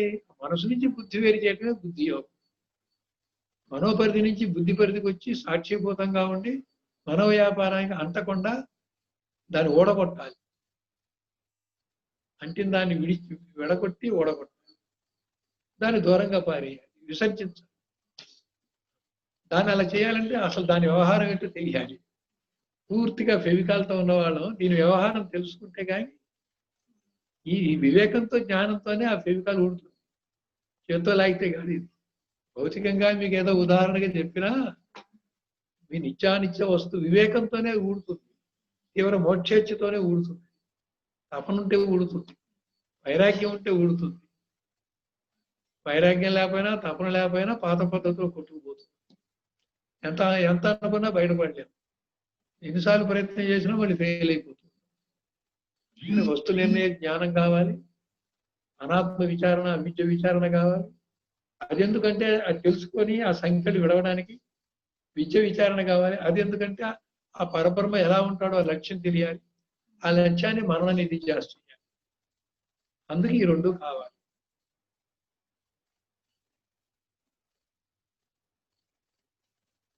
ఈ నిత్యశుద్ధ పరమాత్మ వస్తువే తాను అని. ఇక్కడ తాను అని ఎందుకు వాడుతున్నాడు? నేనే తాను, తానే నేను. నేననేది త్వము, తాను అనేది తత్వం. రెండు ఒకటే తత్వమసి. కాబట్టి పరబ్రహ్మ ఎక్కడో దూరంగా ఉన్నాడు, నాకు అందుబాటులో లేడు అనుకోకండి. ఒక నేనుని ఇలా పాలిష్ చేసి అనాత్మ బుద్ధి విడిచి ఆత్మబుద్ధి నిశ్చయంగా పెట్టుకొని దృఢపడిస్తే ఈ నేనే ఆ తాను అని తత్వమసి వాక్యం చెప్తుంది. ఈ నేను అనేటువంటిది గురువు శిష్యుడు చెప్తున్నాడు. మీ పట్ల అది నేనైనా నేను చెప్పినప్పుడు నీవు నీవు అంటాను, నీవు అదేరా అంటూ ఉంటాను. అది అంటే తత్తు, నీవంటే త్వం. గురువు సంబోధించినప్పుడు ఆ నేను నీవైంది. నేను నీవనే భేదం లేదు, అన్ని నేనులు ఒకటే. గురువు తానై ఉన్నాడు కాబట్టి తాను కానివాడిగా ఉన్న నీలో ఉన్న నేను నీవు నీవు అంటున్నాడు. అది ఇప్పుడు త్వం. గురువు తానయ్యి ఉన్నాడు అని తత్తు. తత్ అంటే ఏంటి? అది అని. శిష్యుడు తత్తని ఎందుకంటాడు? దూరంగా ఉన్న దాన్ని ఇలా వేలు పెట్టి అది అంటాడు, దగ్గర వస్తే ఇది అంటాడు, అదే అయితే ఈ అంటాడు, అదే అయి ఉంటే ఈ అంటాడు, దగ్గరుంటే ఇది అంటాడు, దూరంగా ఉంటే అది అంటాడు.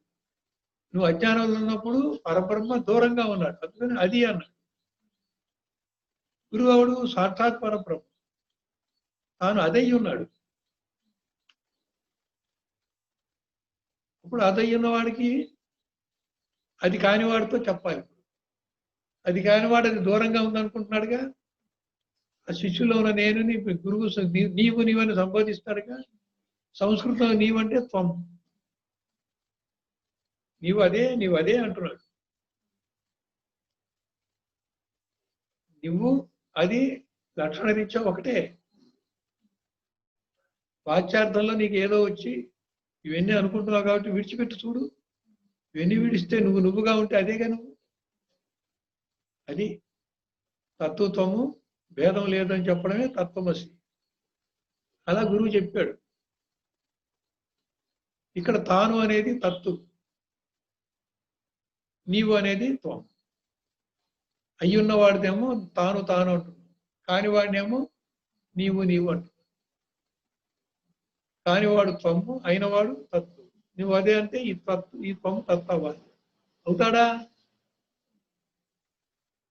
రెండు ఒకటేనే భావంతో వాచ్యార్థంలో ఈ త్వం ఉన్నటువంటి వేరు భావన పోతుందంటే వాడు తానుగానే ఉండిపోతాడు. నువ్వు అదే అని అంటంలో, మన వ్యాకరణంలో, మన మాట్లాడాలో, వ్యవహారంలో నేను నీవు రెండు ఉండి నేను అదే అంటే ఎట్లా ఉంటుంది? ద్వైతం పోవట్లేదు. నేను దాంట్లో ఐక్యం అంటే ఏమవుతుంది? వీడు పోయి దాంట్లో ఐక్యం అయ్యాడు, రెండు కలిసిపోయినాయి అంటున్నాం. నీళ్లు తీసుకెళ్లి పాలల్లో పోసి నీళ్లు పాలైపోయినాయి అంటున్నాం. కానీ అది పల్చటి పాలై నీళ్లు కానీ పాలు కానీ.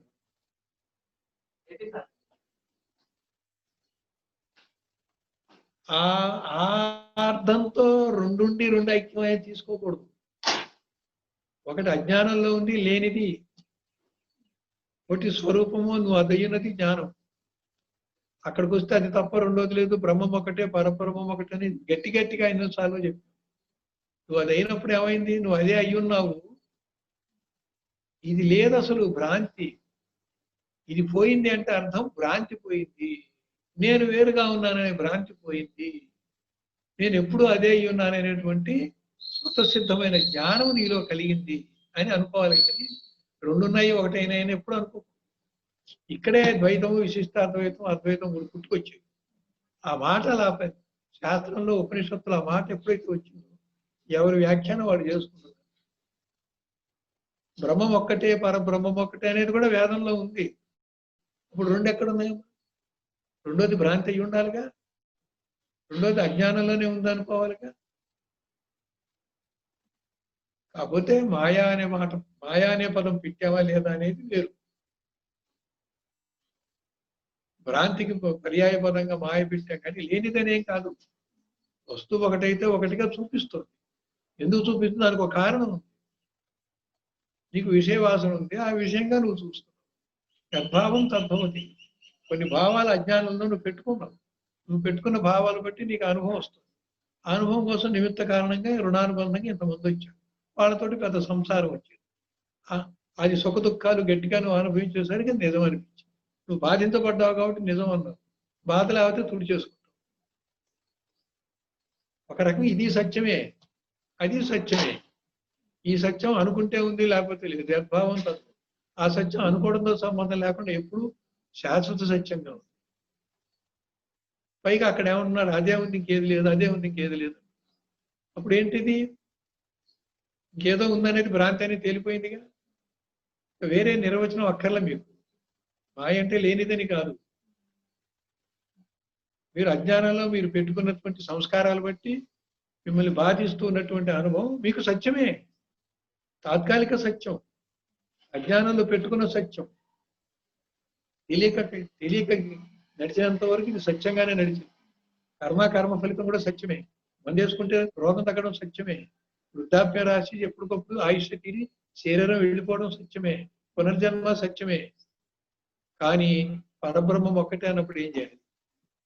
ఇవన్నీ లేవంటున్నాం, జన్మ మరణాలు లేవంటున్నాం. ఉన్నాయా లేవా జన్మ మరణాలు? కొందరికి ఉన్నాయి, కొందరికి లేవా? అజ్ఞానంలో ఉన్న వాళ్ళకి ఉన్నాయనే భ్రాంతి ఉంది, జ్ఞానులకి భ్రాంతి లేకపోతే లేదు. అక్కడ మెలుకుంది. ఆ మెలికకి మాయ అని పేరు పెట్టి అంతే, ఇంకేం లేదు. మాయ అంటే లేనిదని కాదు, లేకనే ఉన్నట్టు తోచిందని కాదు. సత్యంతో పోలిస్తే లేకనే ఉన్నట్టు తోచింది. ఒక కారణాన్ని నువ్వు పెట్టుకుంటే ఆ కారణానికి కారణ శరీరంగా ఉన్నప్పుడు ఒక అనుభవానికి ఇదంతా వచ్చింది. నువ్వు కారణం సున్నా చేసుకో, ఇది రాదు. ఈ చేతిలో ఉంది. మనసు ఎంత మారలా, ఎన్ని జన్మకి కొంచెం కొంచెం మారిందా లేదా? చిన్నప్పుడు అసలు ఓటో క్లాస్ నాలెడ్జ్ లేదు, ఇప్పుడు డిగ్రీ నాలెడ్జ్ ఉంది. మనసు మారిందా? మనసు మారిందంటే అందులో ఉన్న జ్ఞానము అజ్ఞానము విషయాలు వాస్తవం అన్ని మారాయి కదా. చిన్నప్పుడు నీకు జీవితమే తెలియదు, ఇప్పుడు మనం అంతా అనుభవజ్ఞులు అయ్యాం. అప్పుడు లేని ఇప్పుడు వచ్చిందంటే ఇది మార్పు ఉన్నట్టేగా. అంత మార్పు ఏంటి? తీసేస్తే మొత్తం పోయేది కూడా. మారుతోందంటే అర్థం ఏంటి? తీసేస్తే మొత్తం పోయేది కూడా. ఎలా తీయాలి? అదుగు విద్యని నేర్చుకొని ఇది అవిద్య సంబంధము, ఇది బంధము, ఇది మోక్షము, ఇది బాధ, ఇది దుఃఖము, నిజానికి తెలియదు, దీనివల్లే ఉంది, ఇది భ్రాంతిలో ఉంది, నేను దీని పక్కన ఉన్నాను, ఇదే నిజం అనుకున్నాను, నేను ఇది కాదు, నేను అదే ఉన్నాను, నేను అదే ఉన్నాను, నేను అదే ఉన్నానని ఇక్కడ గట్టిగా ఉండాలి. ఇది నేను అనేదాన్ని సాధన చేత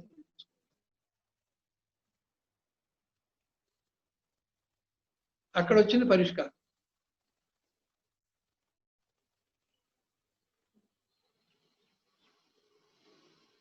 ఆ పైదాకా తీసుకెళ్లి మూడాత్మని తత్వశివాక్యంతో వాడిని ఆ స్వరూపంలో ఎప్పుడైతే పెట్టాడో ఇక అప్పుడు మూఢుడు లేడు. ద్వైతం ఉన్నంత వరకు మూఢుడు ఉన్నాడు. అద్వైతం సిద్ధించేసరికి మూడాత్మ లేదు. ఇక పరబ్రహ్మమే సర్వాత్మమే ఉంది, సర్వాత్మమే ఉన్నది. నిత్యశుద్ధ పరమాత్మ వస్తువే తాను అనుభూతి. అందుకు తాను అంటే మీకు అర్థం కావాలని చెప్పాను. నేను తాను రెండు ఉన్నాయి. నేను అంటే అఖండ జ్ఞానం, ద్వైత జ్ఞానం. తాను అంటే ఖండ జ్ఞానం, నేను అంటే. తాను అంటే అఖండ జ్ఞానం. నేనులో కొంత అజ్ఞానం ఉంది, శరీరం నేను ఉంది, ఇంకా చాలా చాలా. తానులో అదేం లేదు. నేను తాను ఎప్పుడు ఒకటయింది? వాచ్యార్థంలో శరీరం నేను, పంచకోశాలు నేను, అప్పుడు అవస్థలు ఉన్నాయి అనేది వదిలిపెట్టినప్పుడు, నేనుని శుద్ధంగా సాక్షిగా ప్రత్యేగాత్మగా విలక్షణంగా చేసినప్పుడు అటువంటి నేను తాను ఒకటి. అటువంటి నేను దాకా శిష్యుడు రావాలి. ఆ శిష్యుని త్వం నీవు అని సంబోధిస్తున్నాడు. అది అని ఆయన చెప్తున్నాడు నీ లక్ష్యాన్ని. కానీ లక్ష్య రూపుడు అయ్యే ఉన్నాడు. త్వం రూపంగా ఉండి నువ్వు నేనంటున్నాడు, తద్రూపంగా ఉండి సాక్షాత్ పరపరమగా ఉన్నాడు, అసిరూపంగా ఉండి నువ్వు అదే నువ్వు అదే నువ్వు అదే చెప్తాడు. గురువు మూడయ్యి ఉన్నాడు. త్వంపద లక్ష్యార్థంగా ఉన్నాడు. వాచ్యార్థం విడిస్తే తొమ్మేదో అదిగా ఉన్నాడు. తత్పద లక్ష్యార్థంగా ఉన్నాడు. స్వరూప లక్షణంలో ఉన్నాడు. అసిపద లక్ష్యార్థంగా ఉన్నాడు. అందుకే నువ్వు అదే అంటాడు. రెండో తానైన వాడే గురువు. అదైన వాడు నీకేమో మేలు చేయడు. ఇదైన వాడు వాడే కాలేదు, వాడు మేలు చేయడు. అది ఇది రెండు అయిన వాడే గురువు. అంటే త్వమ్ము తత్వం రెండు అయిన వాడే గురువు. గురువు ఎప్పుడయ్యాడు? రెండు అయ్యి కూడా రెండు సమానమైన వాడు, అసిపదంతో అభేదమైన వాడు గురువు. అందుకే తత్వమస్యాది లక్ష్యం అని ఆ బ్రహ్మానంద శ్లోకంలో చెప్తాం. తత్వమస్యాది లక్ష్యం అంటే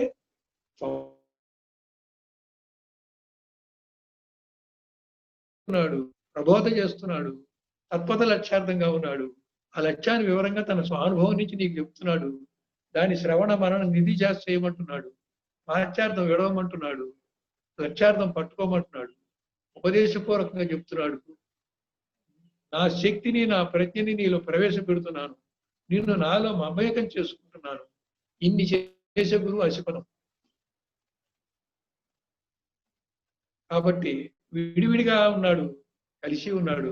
అది తత్వమస్యాది లక్ష్యం. ఎందుకు వివరిస్తున్నాం అంటే వాళ్ళ గురు పౌర్ణమి గురుతత్వం తెలియాలి. గురుపదేశం, ఉపదేశం. ఉపదేశం అంటే ఏంటి? ఆ స్వరూప జ్ఞానాన్ని నీ సమీపానికి తీసుకొచ్చి పెట్టడం. ఉప అంటే సమీపం, దేశం అంటే నీలో ఉన్న హృదయస్థానం. నీ హృదయస్థానానికి, నీ అనుభవానికి దగ్గరగా తీసుకొచ్చి పెట్టడమే ఉపదేశం. ఎవడు చేయగలడు? మీలా ఉన్నవాడా? వాడు కాలేడు, వాడేం చేస్తాడు? అయ్యున్నవాడా? వాడు ఎప్పుడు అదే దిగిరాడు. మీలా ఉండాలి, అయ్యి ఉండాలి, అటు ఇటు ఉండాలి, రెండు చైతన్యాలు కాపాడుకోవాలి. ఇక్కడేమో మీతో సంపర్కం చేయాలి, ఇక్కడ మిమ్మల్ని కలుపుకోవాలి, అక్కడ తానై ఉండాలి, నాలో కలిశాక మీరు ఉండాలి. అయ్యి ఉంటే అప్పుడు ఏమైంది? తత్తు దూరంగా ఉంది, కాస్త పోయింది. ద్వైతం కాస్త పోయింది. ద్వైతం ఉన్నంత వరకు పరోక్షం, ద్వైతం పోగానే అపరోక్షం. రెండు ఉన్నంత వరకు దూరం. అది ఒకటైపోయిన తర్వాత ఇది లేదు. దగ్గరగా ఉంటే ఇంకా ఇది దగ్గర కూడా కాదు, నువ్వు అదే అయిపోయావు. అది లేదు, ఇది లేదు, మరి ఏమనాలి? ఈ అంటే ఏంటి? అయం. ఈ అంటే అయం సంస్కృతం. కాబట్టి ఏమన్నావు? ఆ తత్వమసి వాక్యార్థ లక్ష్యం నీ స్వరూపంలో ఎప్పుడైతే చేరి నిత్య శుద్ధముక్త స్వరూపంగా ఉన్నావు, అప్పుడు అయం ఆత్మ బ్రహ్మ, ఈ ఆత్మ బ్రహ్మ. ఈ ఒక్క వాక్యం అద్వైతం కరెక్ట్ గా చెప్తుంది. నువ్వు అదే నేను ఇదే అంటే రెండున్నాయి, ఒకటి అయింది అన్నట్టుగా ఉంది. కానీ రెండోది లేదు, ఒకటి అన్నట్టు లేదు. అయం ఆత్మ బ్రహ్మలో మాత్రం ఈ ఆత్మే బ్రహ్మలో అంటే ఇది అది అనే మాట ఎత్తేసాడు. కాబట్టి కరెక్ట్ అయిన అద్వైతంగా అయమాత్మ బ్రహ్మలో వస్తుంది. అయితే అయమాత్మ బ్రహ్మైన వాడు అయమాత్మ బ్రహ్మ, గీమాత్మ బ్రహ్మ అనడు. ఎందుకంటే అక్కడ మౌనం అయిపోతాడు, విదేహముక్తుడై ఉంటాడు. అద్వైతం సిద్ధిస్తుంది, ఇంద్రియాలు ఉండవు. ఒకవేళ ఇంద్రియంతో చెప్పాలన్నా అనుభవాన్ని ఇంద్రియంతో చెప్పడానికి ఆ ఇంద్రియానికి సామర్థ్యం లేదు. యతో వాచో నివర్తంతే అప్రాప్య మనసా సహా. చెప్పాలంటే వాక్కు కావాలి. నీ స్వానుభవం అయమాత్మ బ్రహ్మ అనే అపరోక్షానుభూతిని చెప్పడానికి ఈ వాక్కుకి మాటలు కుదరవు. ఈ మనసు ఊహించి కూడా చెప్పలేదు. ఎందుకంటే ఈ వాక్కు మనసు లేనప్పుడు ఆ అనుభవం వచ్చింది. ఆ అనుభవాన్ని వాక్కు మనసు చూడలేదు, అందుకే అవి చెప్పలేదు.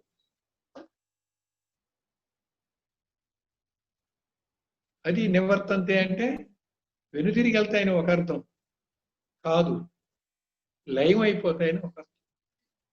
వాక్కు మనసు లయం అయిపోతాయి, చెప్పలేక. ఇది వరకు పని చేస్తున్నాయి, వర్తన చేస్తున్నాయి. నివర్తంత అంటే పని చేయటం మానేసి లయం అయిపోయి. అది అయమాత్మ బ్రహ్మ.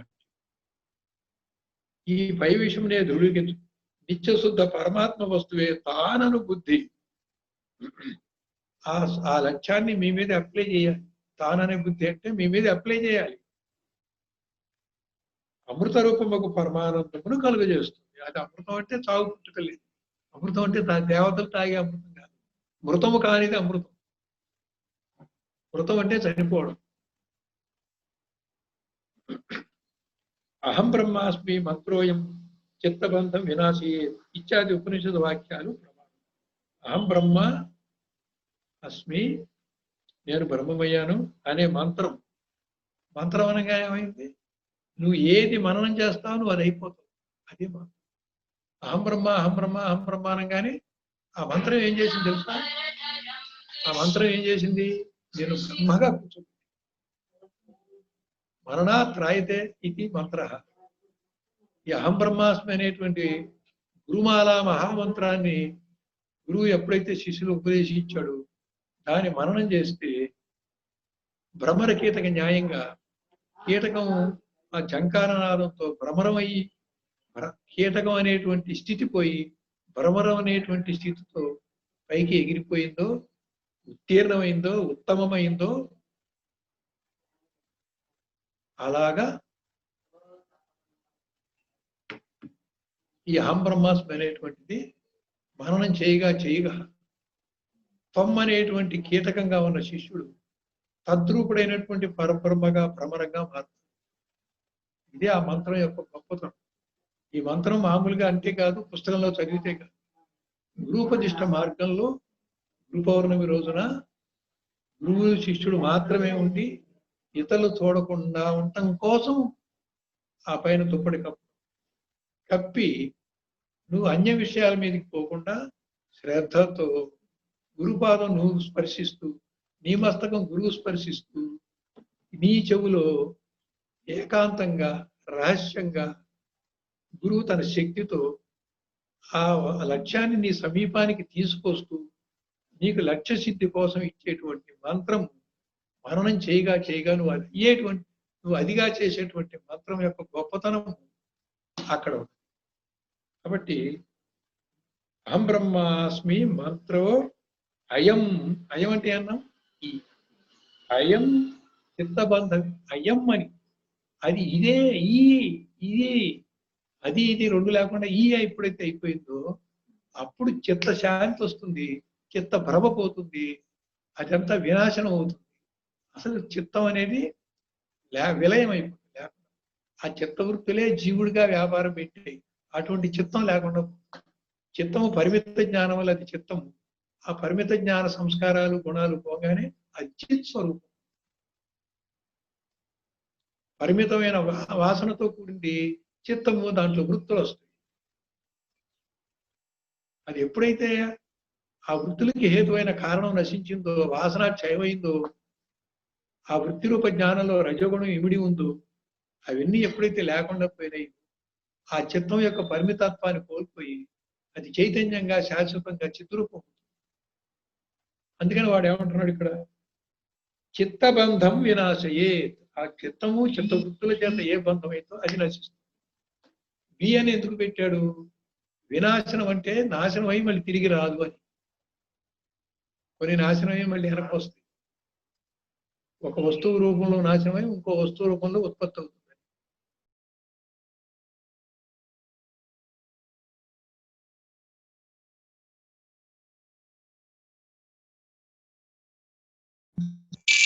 ఈ చిత్తం అనేది లేదు కాబట్టి విషయవాసంలో యద్భావం తద్భూతి కాబట్టి మీరు అభావంలో ఉంటే అది ఏమీ లేకుండా పోతుంది. కాబట్టి ఇది పోవడం అంటే నిజంగా పోవడమే కానీ మళ్ళీ రాదు. అందుకని వినాశయే. ఓకే. పూర్ణమద పూర్ణమిదం పూర్ణాత్ పూర్ణముదచ్యతే పూర్ణస్య పూర్ణమాదాయ పూర్ణమేవావశిష్యతే. ఓం పూర్ణమదః పూర్ణమిదం పూర్ణాత్ పూర్ణముదచ్యతే పూర్ణస్య పూర్ణమాదాయ పూర్ణమేవావశిష్యతే. పూర్ణమదః పూర్ణమిదం పూర్ణాత్ పూర్ణముదచ్యతే పూర్ణస్య పూర్ణమాదాయ పూర్ణమేవావశిష్యతే. ఓం తత్సత్. ఓం శాంతి శాంతి శాంతి. సద్గురు చరణారవిందో నమస్తు.